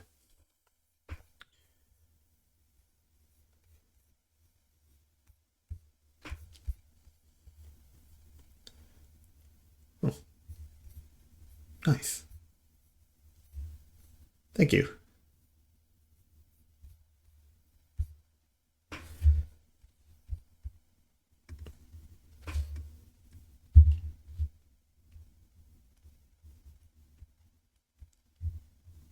Yeah, yeah, first stream.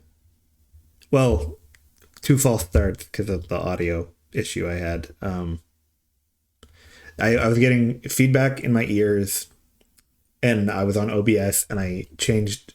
I was monitoring and hearing output, and I changed it to monitor only. Maybe I turned output off, but I thought for some dumb reason that I was like turning out output just to myself. I didn't realize. I thought the output would still exist. It did not. I could hear myself in the first minute of the VOD being like, oh, I should change this. Let me just fix this. And then instantly the audio was dead. So I had in about an hour and a half I deleted that I was to test. Nobody was there. But yeah, first real stream. 3 followers. I'm happy with that. Thank you.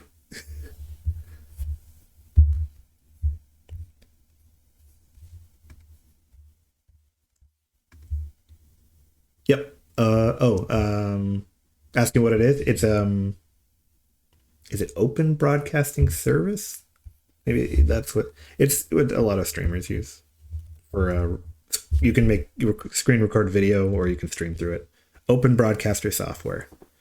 That's what it is. It's the best one if you ever want to stream. Or it's free. It's what everybody uses. I mean, best is maybe a little too definitive. I don't know, but it's really good.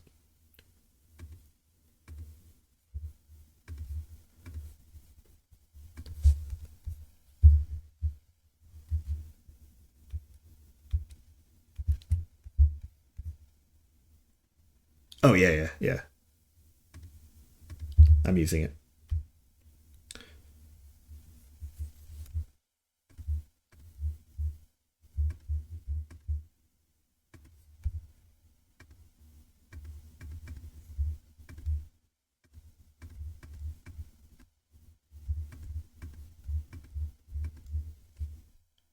No, I have monitoring. The way to do it was to turn monitoring off, so I don't hear what I sound like at all. Do I sound okay? I can always like check for a second. Like,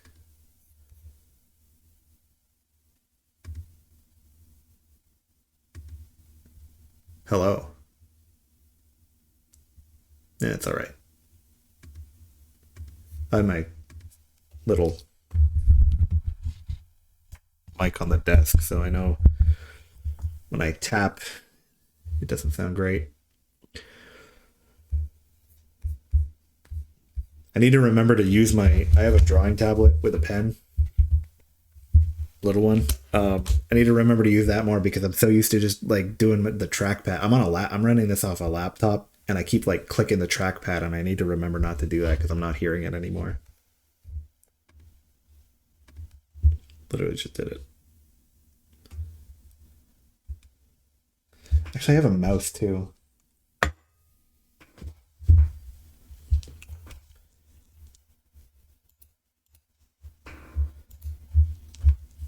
Should just dual it. Left hand drawing tablet, right hand mouse.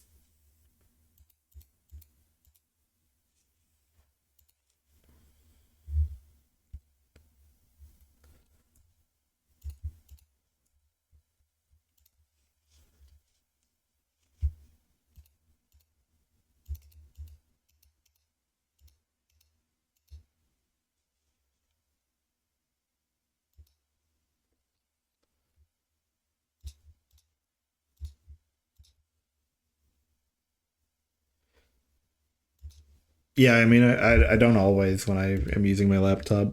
I was trying to find the most comfortable setup to like. I'm so used to using my trackpad.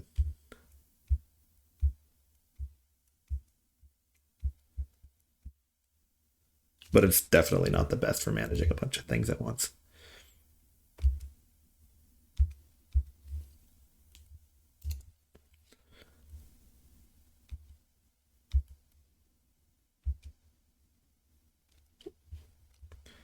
Keep clicking the undo button.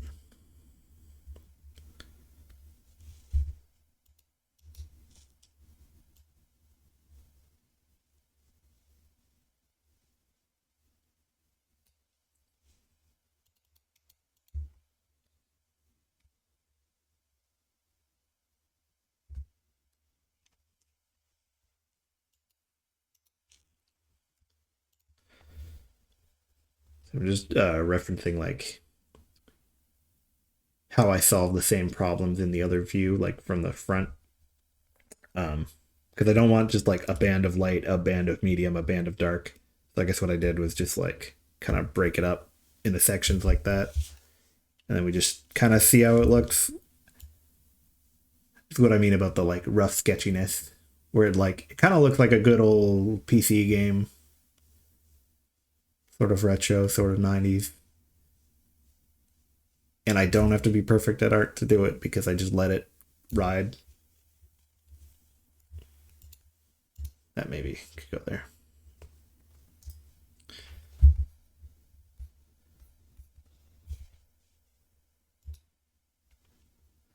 What shade am I using? Okay. We want to be down to here on like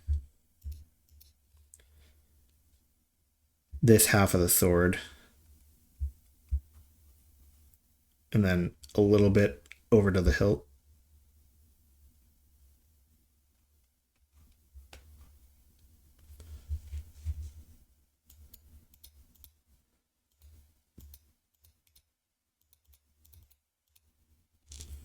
That sword is different shape. Okay.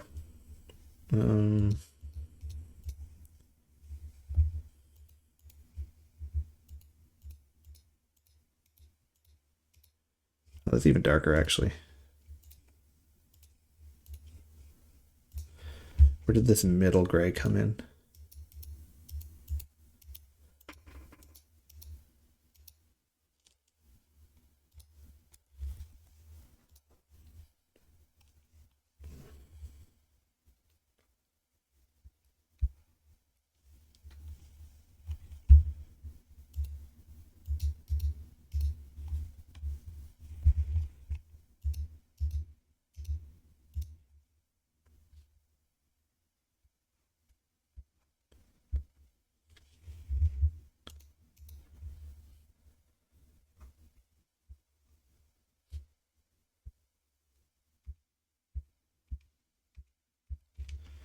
Okay.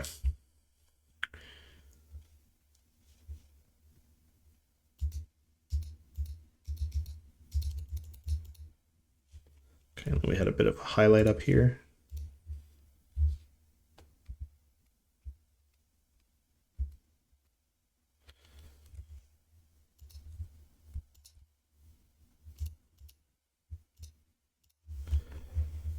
And an even darker one here.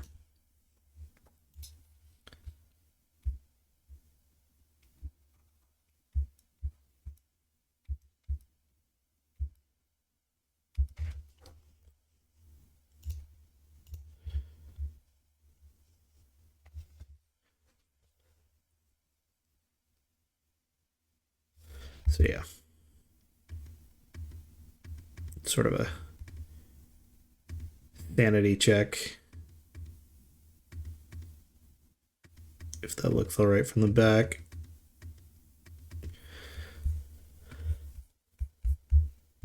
I did have just a couple of highlights around the edge of the blade there, and maybe like that. It looks better without, I think. Yeah, there we go.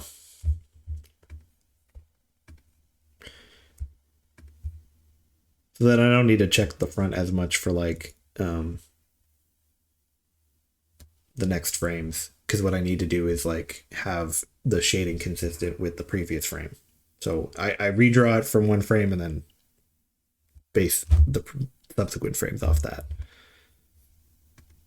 Makes the most sense.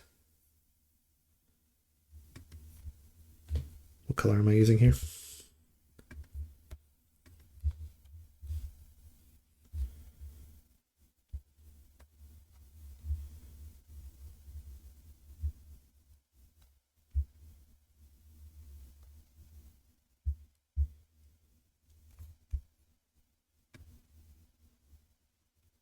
I think I took the darker one.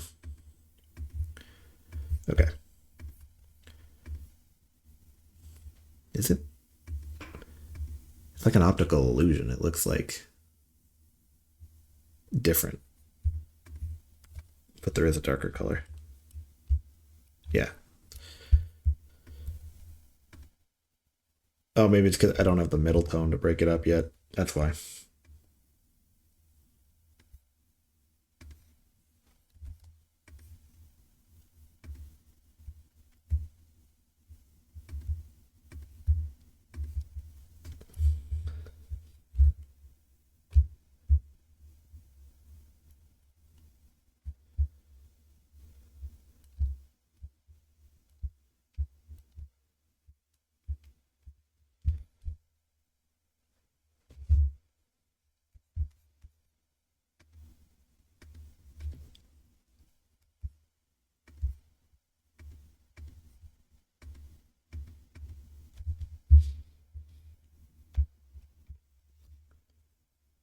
What time is it?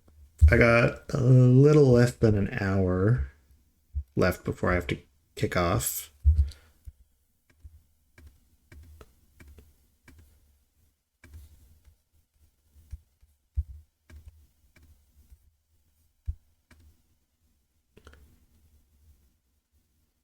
I might I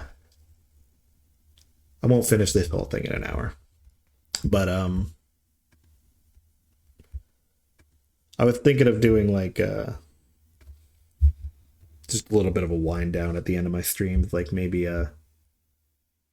just do like a Monster Hunter hunt or two.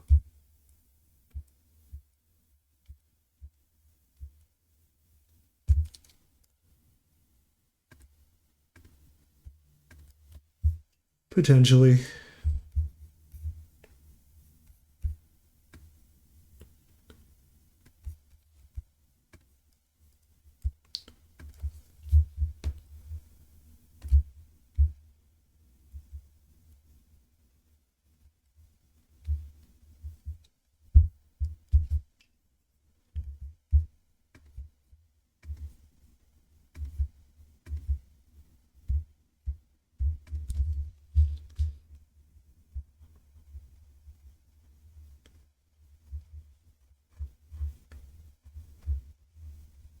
see if I want to just keep going. It depends. I might just finish the sword, maybe like the green parts. The bone might work on the bone tomorrow. I mean,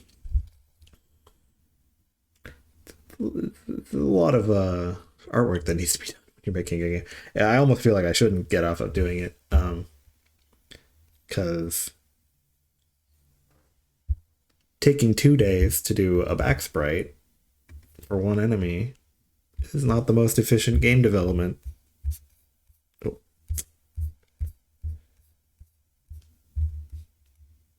But it is my first stream.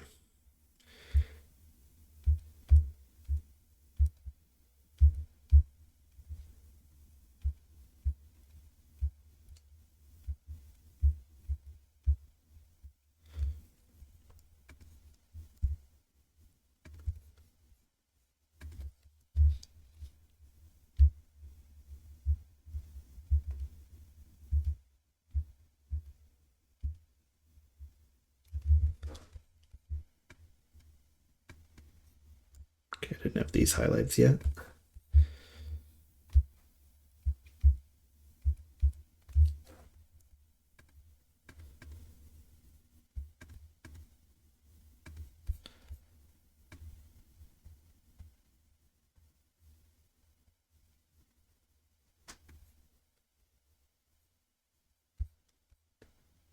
Okay.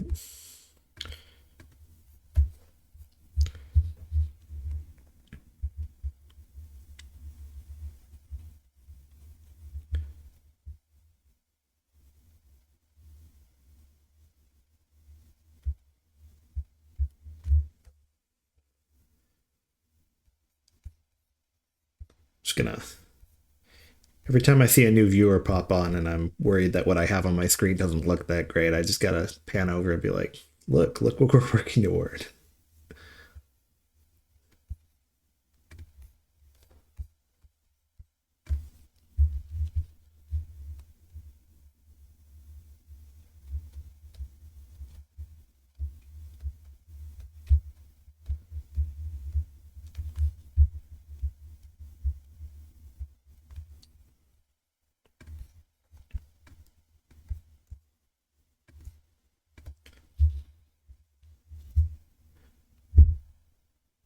Yeah, it's not always the best representation or accurate.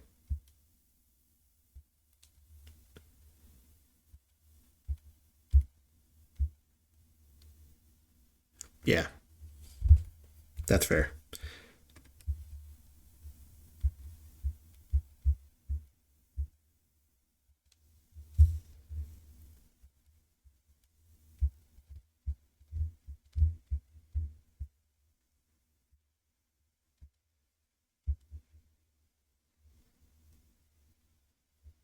The fact that I had people like you and somebody else interacting, that means I know you're here for sure.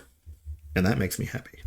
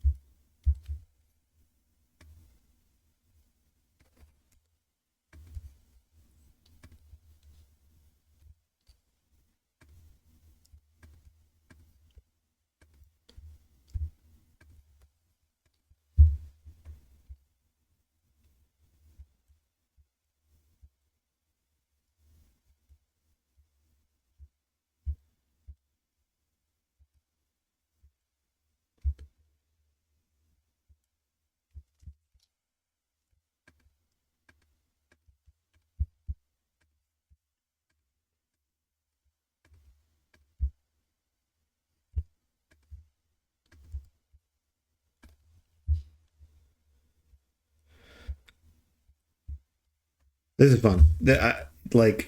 I was nervous to hit start streaming again today because I had my practice run, but like I said, nobody was there that time. And I was getting ready to do it again. And I was nervous to start streaming, but this helps a lot that I have a couple of viewers that are like vibing with it. And my plan is to, anytime I'm working on my game, doing anything related to my game, just hop on. Um, I just remembered I have music at the top of my screen, and I didn't play it. I figured it might make a good background when I'm doing pixel art. I'll just ask you directly. Do you want music? It's like Falcom music. They're cool about using music from their games for anything. Like as long as you're not like charging, like you don't need to pay to hear it. I think they let content creators just use it. I'll turn it on if you want it though, because you're the only one here. Or there might be one other person. I'm not sure, but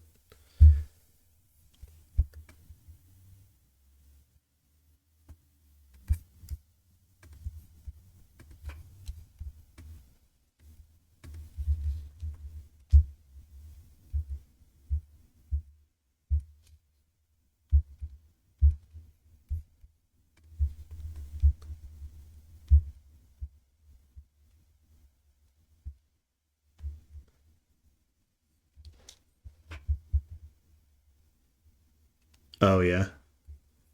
Well, that's Nintendo.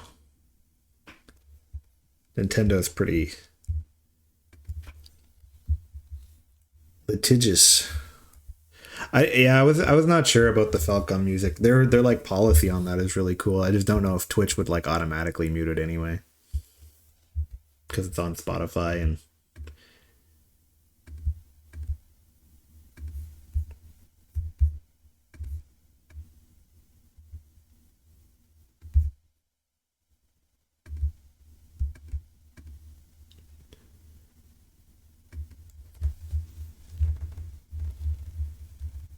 oh yeah. Wait, so like another song that sampled Lost Woods got you dinged and they claimed it was theirs even though they took it from Nintendo or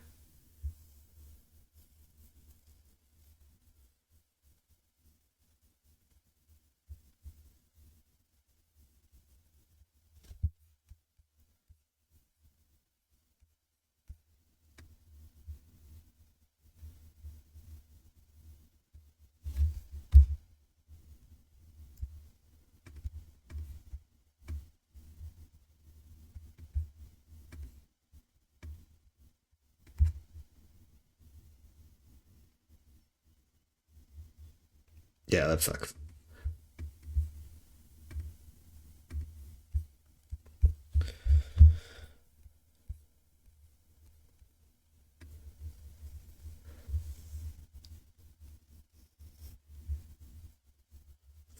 Sword. I need some tweaks. I usually do tweaks like after it's all done, but I mean I know it like it's genuinely hard with the shading like to do like hard edges in rotation. So I add a bit of grit to it to make it look like very unpolished steel or even potentially like stone. Um it's all compensation for lack of art skill. How do I look from the front again? Yeah, kind of the same. Like you got a darker side so you can tell where the edge is, but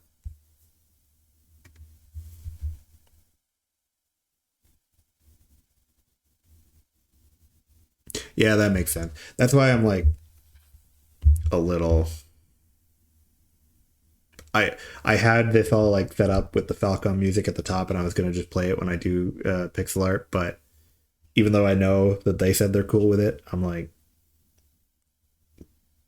but does Spotify know that, or does uh, Twitch know that? That's the big question.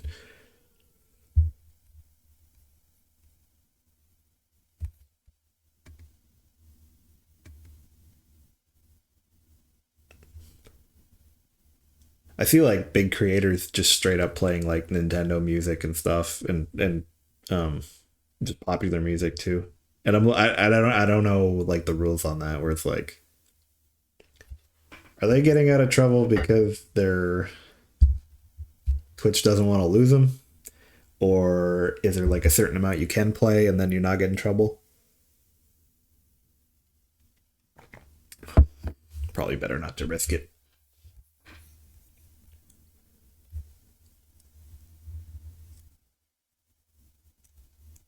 That's yeah, that is true too. I saw that tip somewhere, but I didn't set it up yet.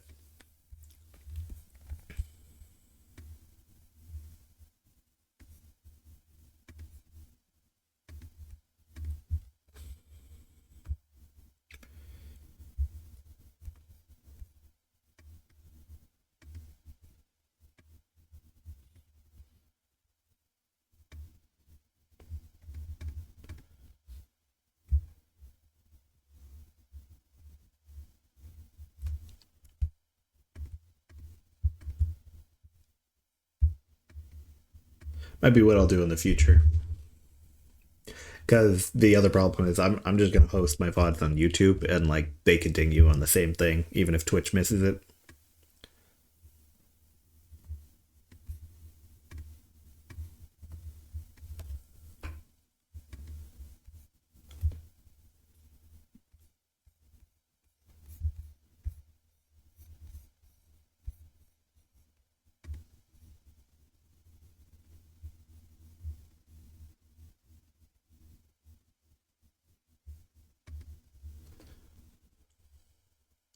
Still things to fix about my stream. I'm just realizing I'm responding to your answers and they're cut off on my screen because I must have changed the size of the chat window.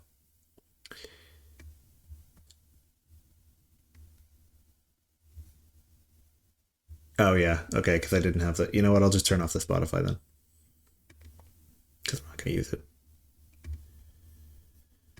Can I make me bigger and still have a readable chat?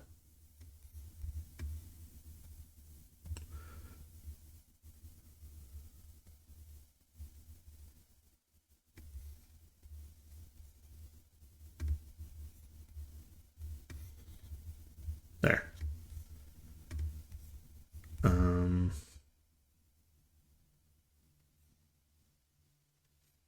Maybe I'll just bump the opacity of the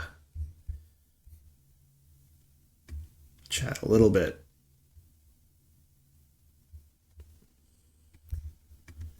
There. That might be better.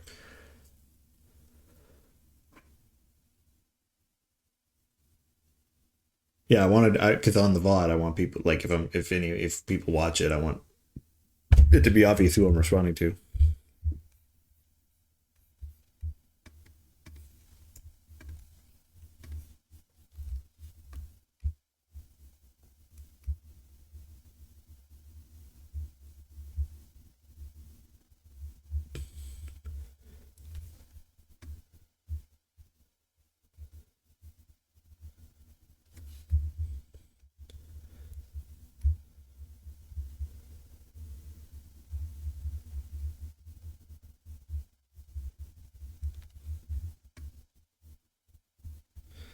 So here, you see the loincloth. What I'm doing is this is just shifting over a little bit, so I'll keep that shading like consistent. But then here we have the leg lifting, so I want a little more light here. And I can put a little more. I want the shape to be more consistent because I just kind of freehanded that. Let's see.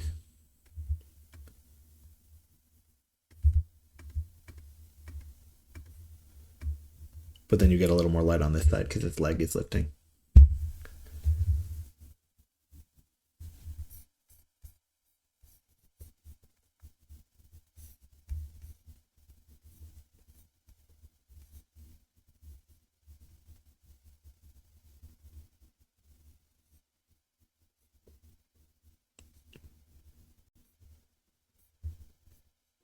to work on your stream.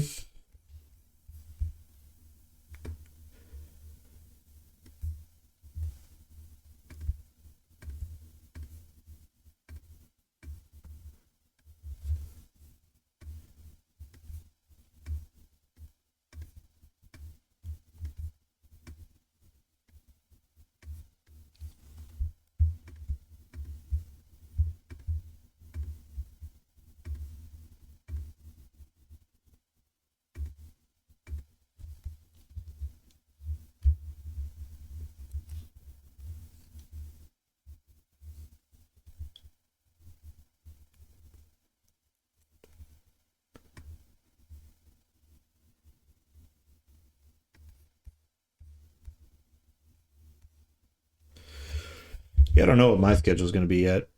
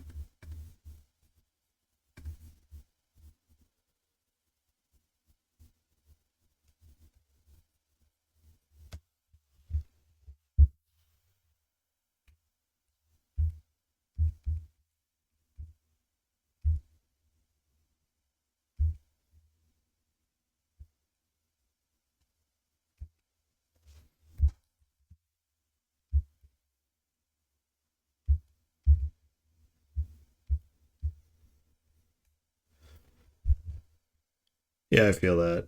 I get a late start on Mondays.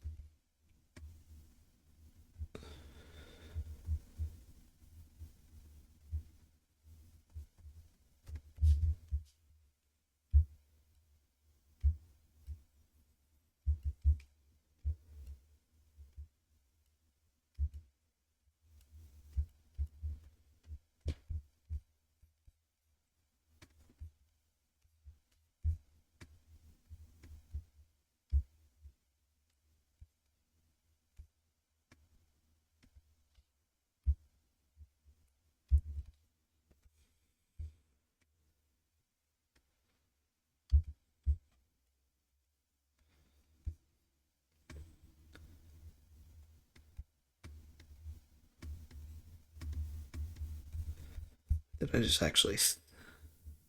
Oh no, I thought I swapped the frames by accident.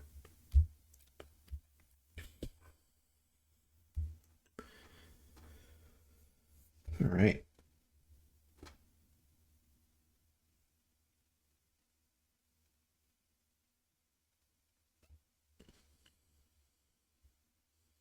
Yeah, it sucks. uh, I do not get nightmares. It's weird. Like I don't even dream much. Well, no, I do. My dreams are really realistic and boring. I dream about going to the store. My version of a nightmare is like I remember having one. Um, you had a dream where you're driving from the top back seat of my car, but I couldn't see, so I stopped at the next sign to fix it. But the guy that lived at the house at the stop sign was at threatened me into talking to him. They siphoned my gas and a cop took my money. Somehow your entire savings was gone. I didn't know what to do. Yeah. Yep. My girlfriend has nightmares.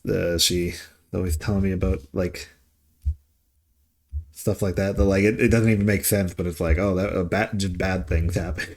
But I I wake up and I'm like, I dreamed we were planning to go to the movies, and then we didn't. Why didn't we do that? That's my dreams. They're really boring. Like when something bad happens to me, it's just like, oh, I thought we were gonna do the thing. Oh.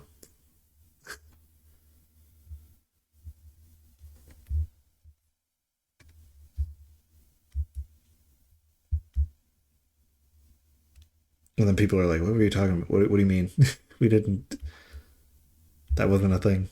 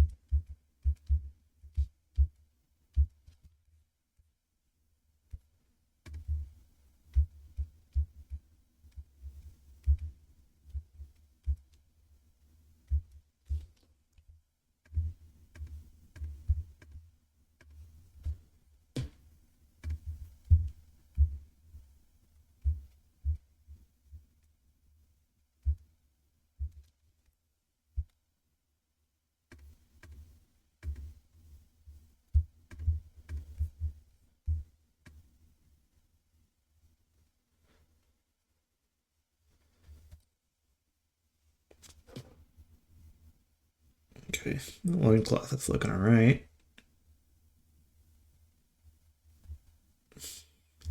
That hip rotation is between these two frames. That left side of the pelvis just like grows. And I'm wondering if. Oh yeah, no, I estimated the shape of it, and I think I overestimated it because in the front it's covered up.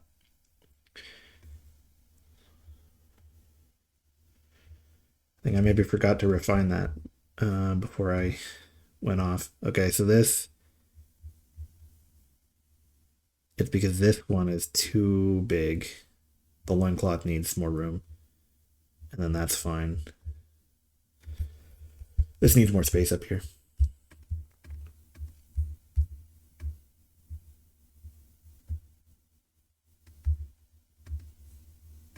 Okay, it does actually pop up because I don't know, like rotation or like these 3 pixels are a little bit questionable, but it sort of rotates down as he puts his foot down. It's this that was like,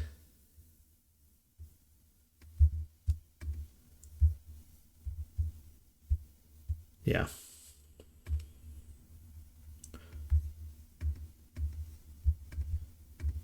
Can even, well, no, I'm not gonna erase that.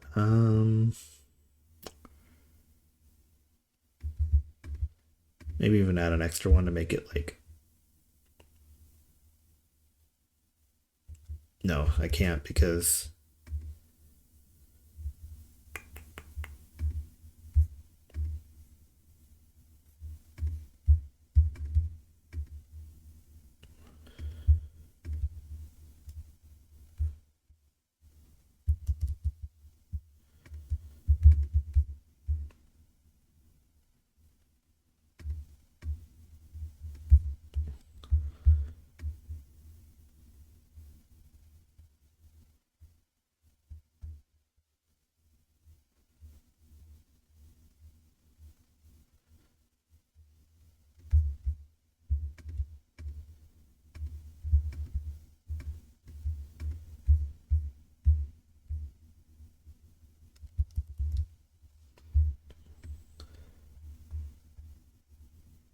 hmm. Okay, it's a little messy. It'll be the final sprite where I do like pixel tweaks because even if I do them here, it's just not gonna line up with the layer underneath. I think.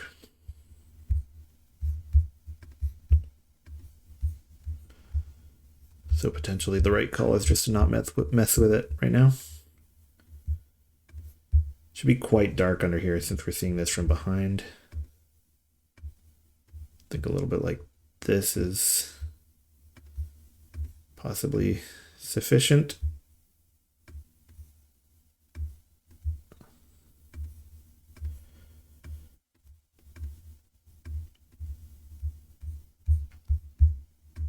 Oh yeah. All right, that's pretty good.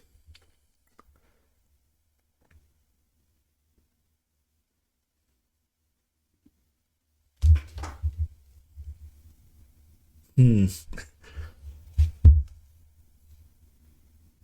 I don't know how I feel about that.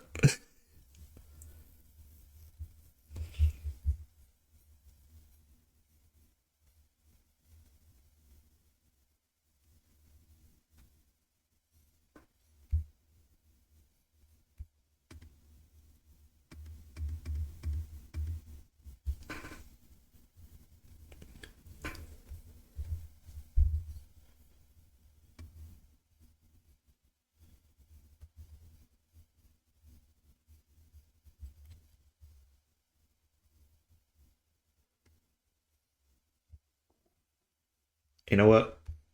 I'm gonna take a break. I'm gonna test something else out that I can do on stream. I'm just gonna throw on Monster Hunter.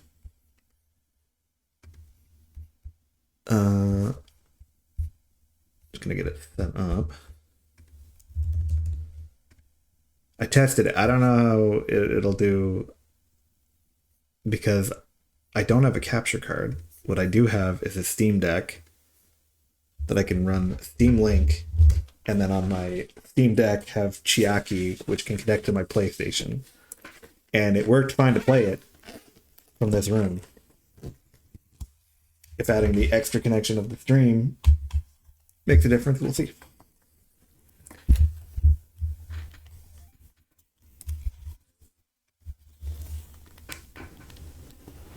Also, I gotta test volume. Tell me if it's too loud. Oh, the background. It's a magic card. Is it? I can't remember. I've had it as my computer background for so long. It's like maybe Wrath of God. One of the art for it. Just like having a magic art for my background.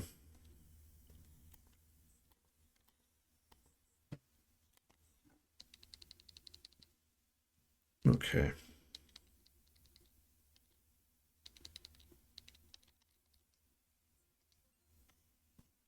This should work if I'm not mistaken.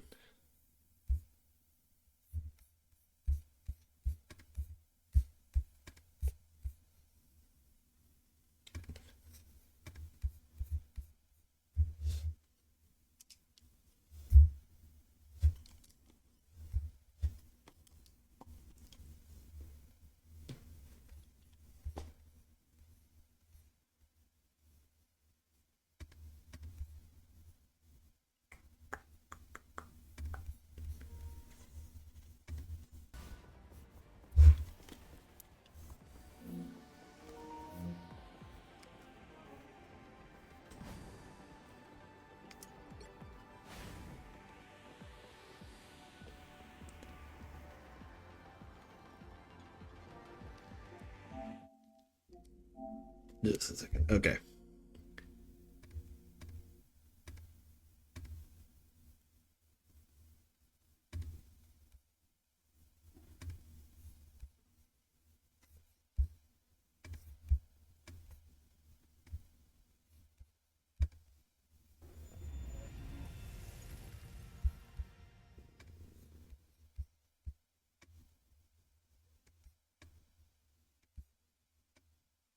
Hey, not bad.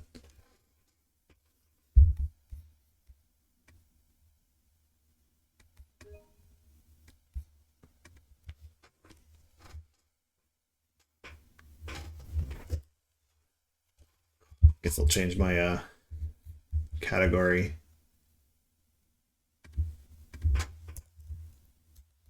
Just do like a hunt or two, and then I'll be done for the day.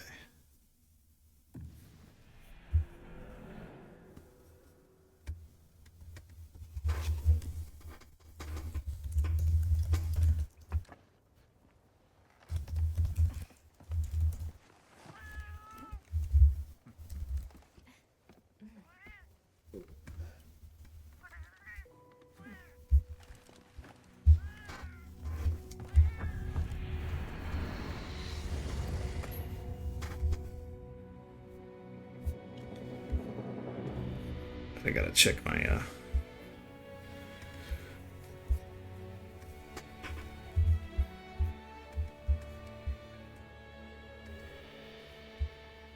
oh wait, what did I do?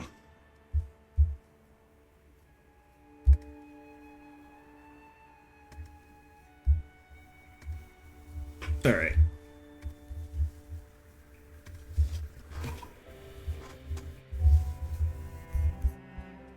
Let's move chat behind me and above me so we can see the most recent ones.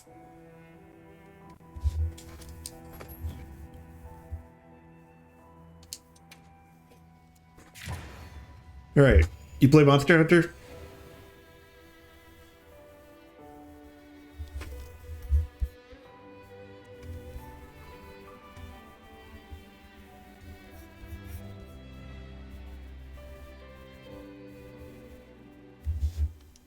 Pretty good.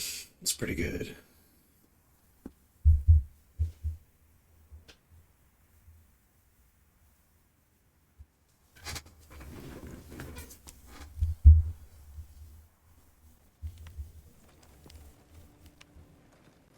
Mostly I'm just testing out I don't know if it's a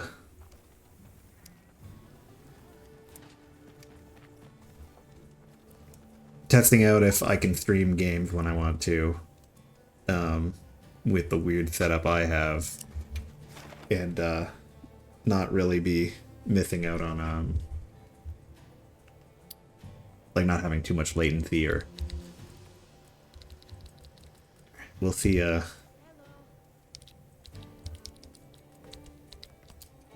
Somebody in the lobby. What are they doing?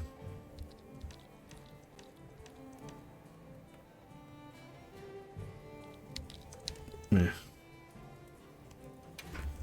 I'll do the new one.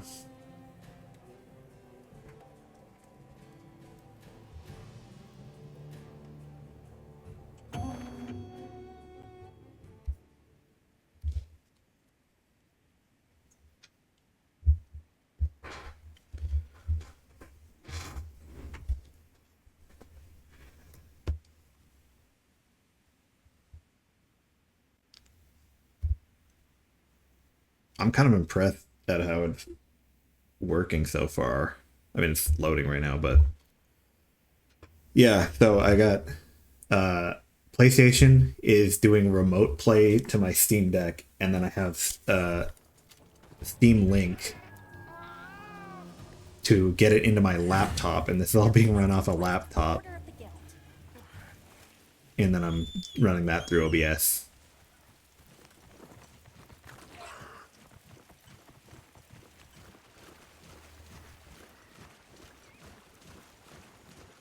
I didn't play Sunbreak. I played Rise, but this is the first one am playing like past high rank and just like grinding and like trying to get my armor sets, because I started Monster Hunter with World when Iceborne came out.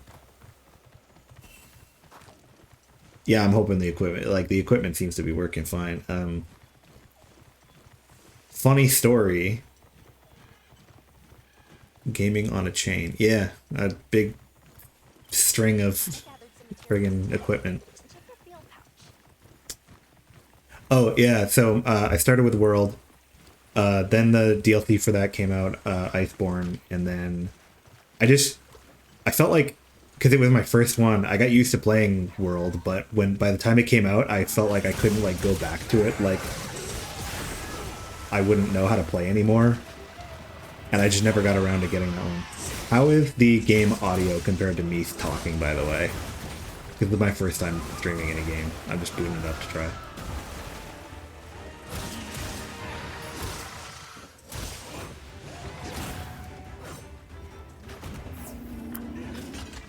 Good. Good, that's good here. Yeah, and then Rise came out. Played that one more multiplayer with my girlfriend, and then we just ended up playing other things by the time the DLC for that one came out. But this one I was like, third Monster Hunter game, I want to do high rank, I want to get like all of the armor I can get, just grind, I want to be there for the update.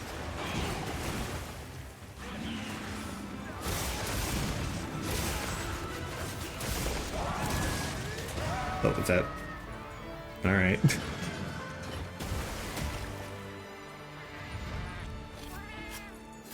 That was fast.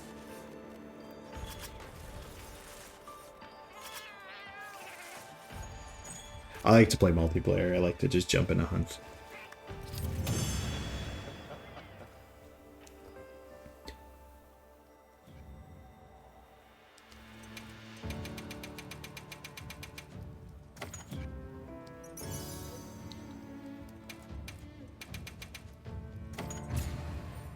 I'm hoping to get, so I'm doing this the way I described and I don't have a capture card. I was hoping that when the Switch 2 comes out, I'd be able to like figure out a way to stream some of the new games.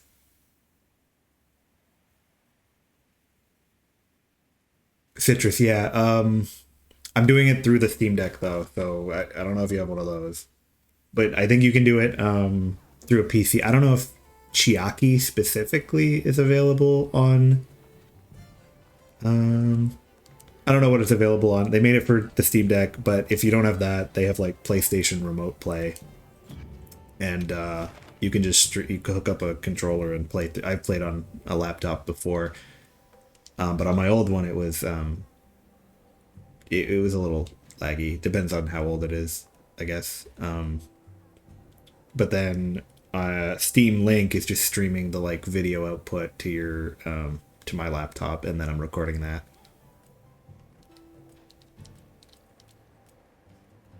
Nintendo will require a capture card as far as I can tell, yeah.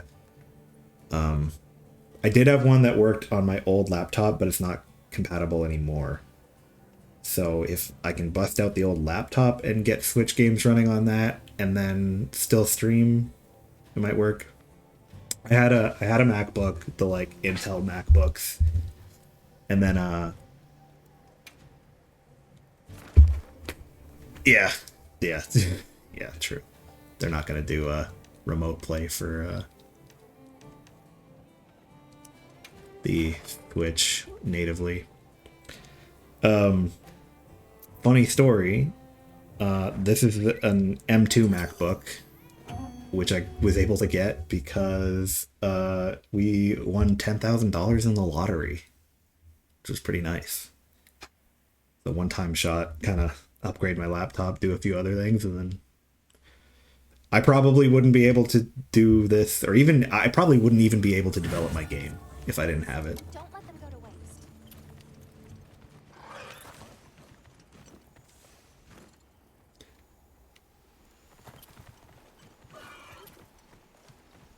That was extremely lucky. I'm looking at the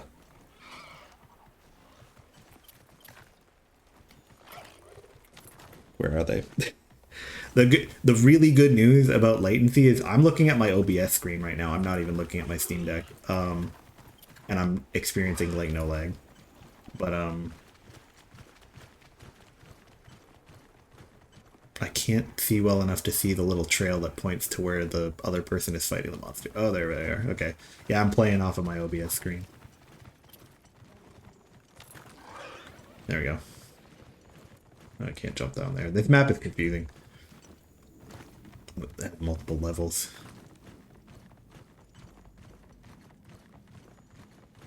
Alright, where are they? It goes down so far.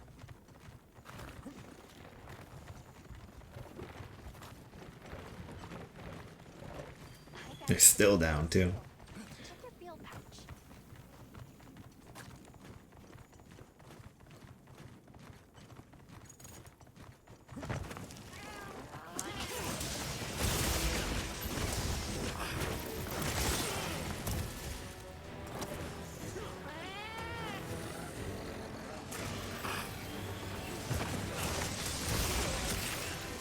Maybe I should play off the Steam Deck. I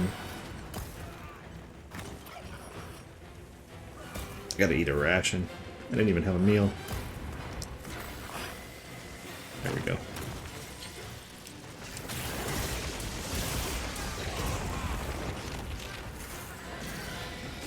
Yeah, the only problem I guess playing off the Steam Deck is if I end up having to look down, it doesn't look so great for stream. I think I can manage to look up at you guys.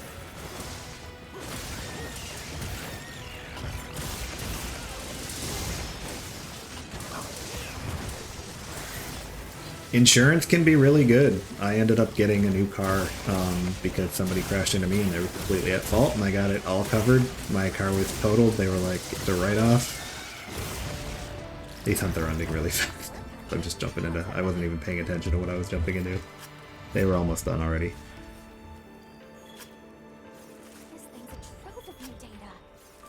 Yeah, they basically gave me... They gave me, like... almost what I paid for it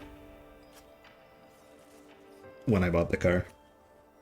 But I only buy used cars. So that was fun. And then I decided how much I was able to, like, put in to upgrade it, and then I got my next car. With the insurance money.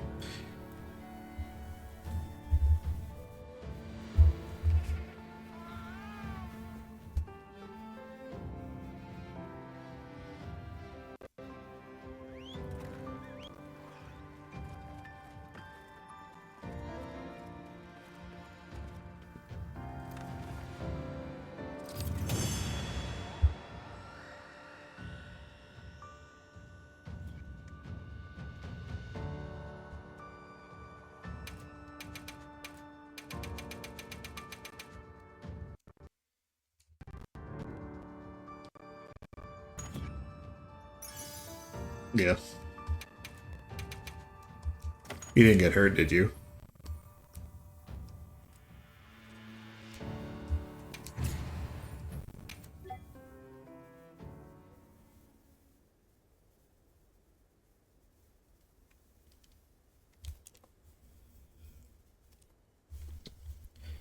In my case, it was... We were driving, like, 2 lanes side by side just for a while going, and then they decided to, like, merge into my lane. Like, it wasn't even, like, rear end or, like a yield problem or anything. We were literally driving side by side, and they just decided to, like, start merging into my lane. I was, like, next to them for a while. Don't know why.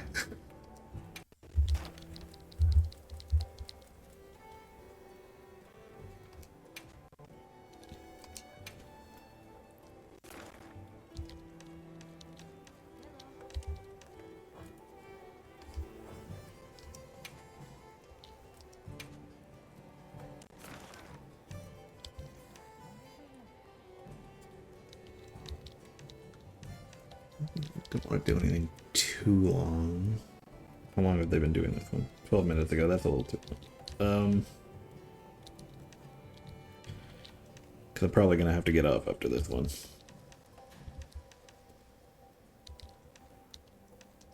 Okay, this is Tsune. They just started.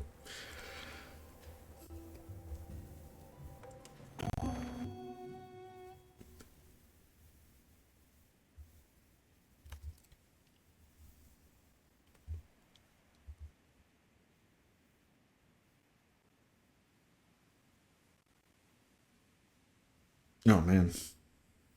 Sorry about that. That sounds not very fun.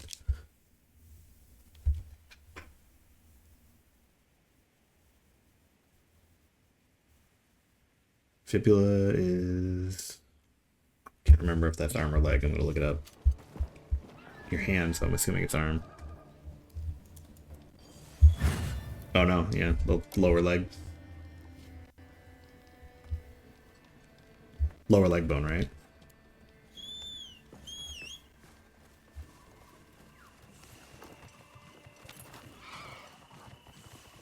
Those can be pretty nasty. Not a fun one.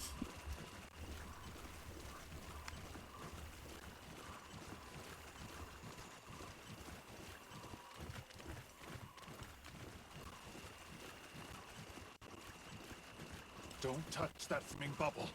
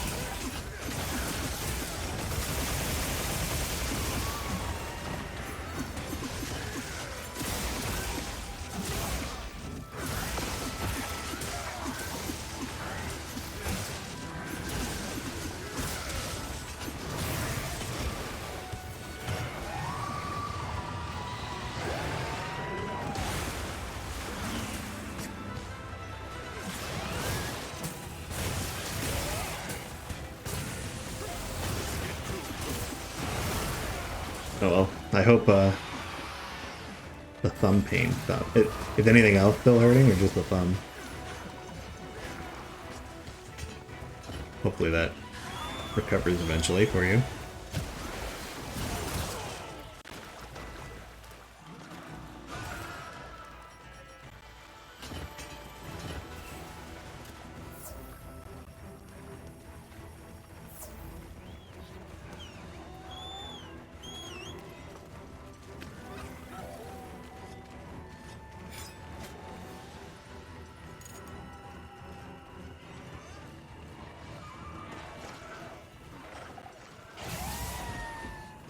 I didn't get a dash cam. Maybe that's a good idea.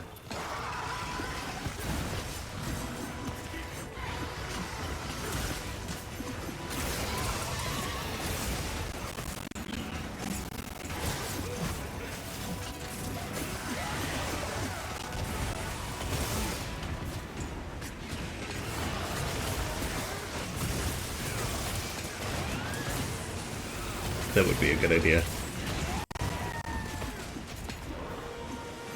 Especially since I talked up how insurance did help me. I mean, if that ever happens again, you want to give them everything that they can to get you your money.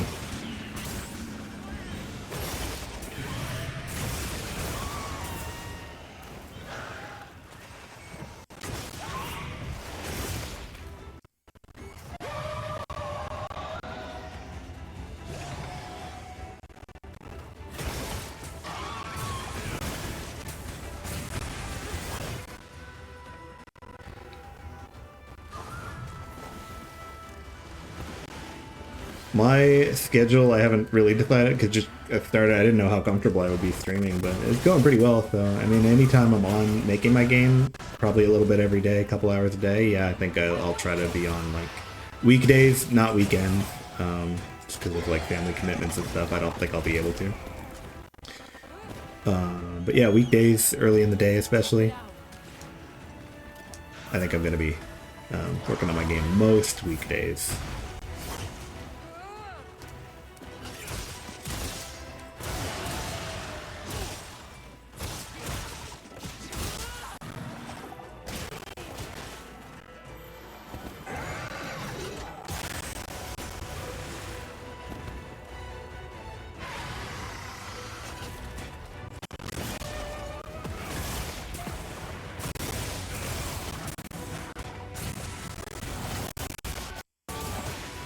Oh, I'm lagging now. I can tell my stream is...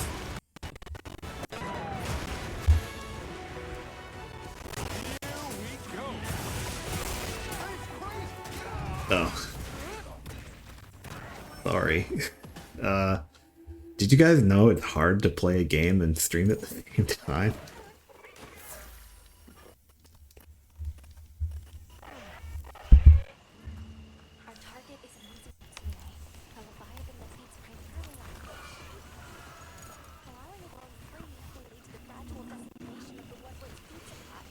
I'll try to get used to it because I'd like a little wind down if I feel like doing something else on stream, but I mean, it might also serve me well to just like make my game for more entire streams.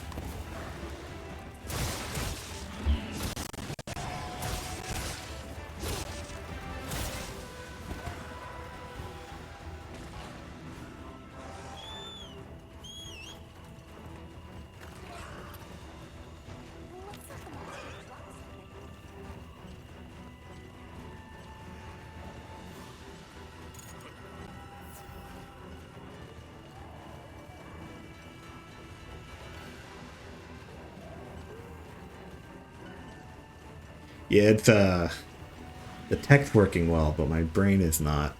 I'm like trying to like I actually can't even I'm like looking at my OBS screen and my face is covering it, so I don't see my item plot. I'm like to look down at my laptop, I'm gonna look farther down at my Steam Deck.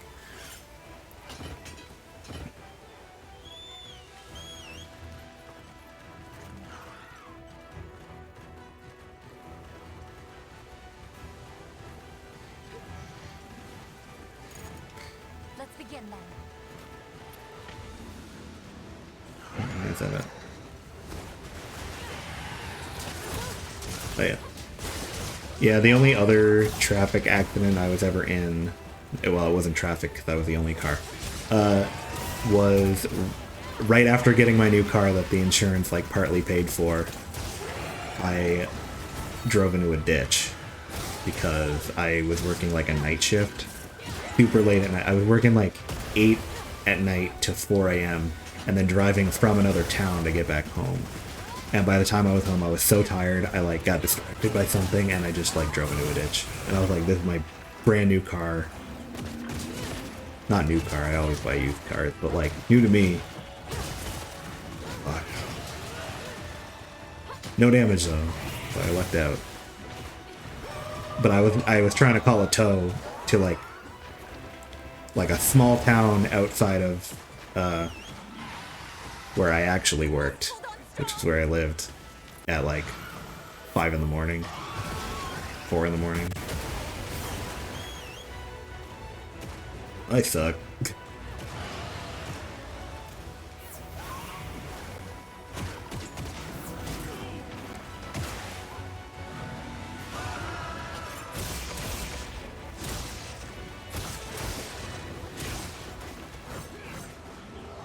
Oh, you know what? My camera is actually on my laptop. I can look at this screen and get a better idea of what I'm doing. Because I'm like...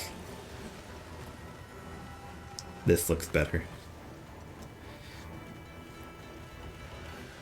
You leaped a ditch and then you went straight over it?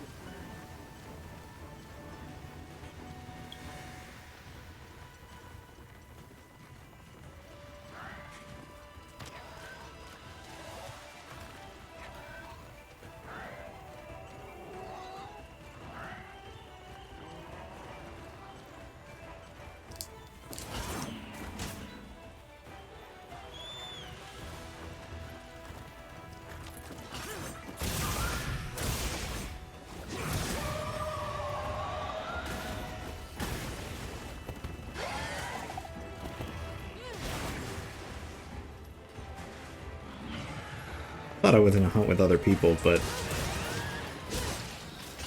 think I disconnected from PlayStation.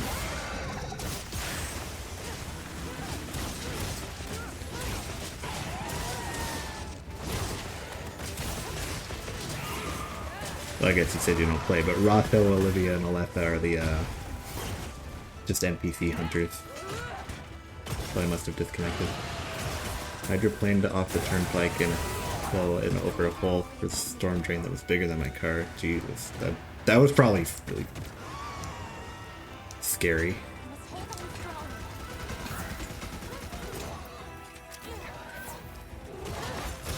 Scariest thing I ever had driving. I live in Canada, so the snow.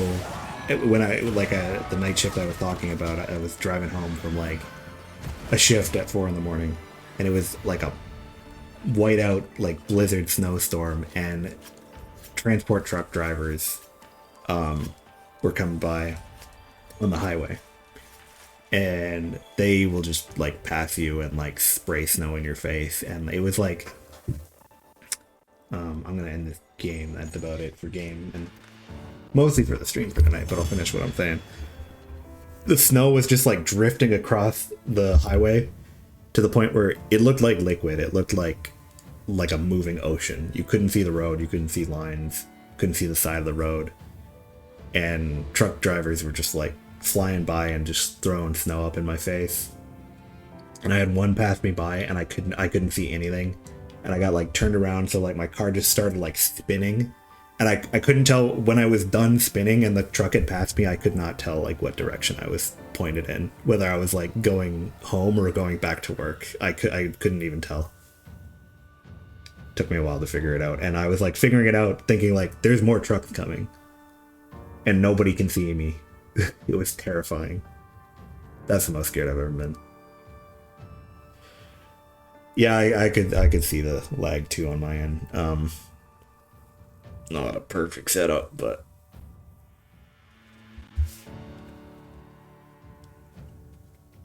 that would be the connection between my Steam Deck and the PlayStation. Because I'm in a room sort of towards the back of my house. But yeah. I think I gotta end the stream now. But I'm going to try to do it tomorrow. Like I said, I don't have a set schedule, but I'm going to try to do it again tomorrow around the same time. And I'll be doing more pixel art. I might not play a game at the end. I don't know. I might just run through more game stuff.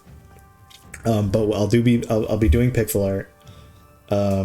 The more I get into it on stream and like sit down at my desk more, I'll probably like show code. I'll show like solving problems in my game and whatever.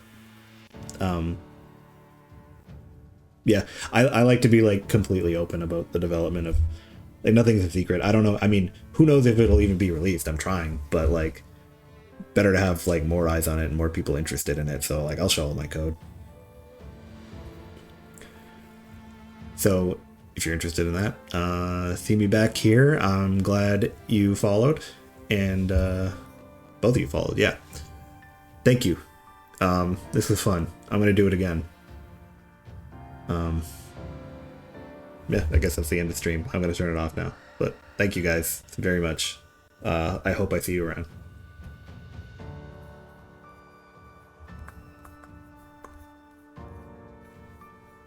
In a second. Because Steam Link stops me from using my cursor the way I want to. There we go. Okay. Bye, guys.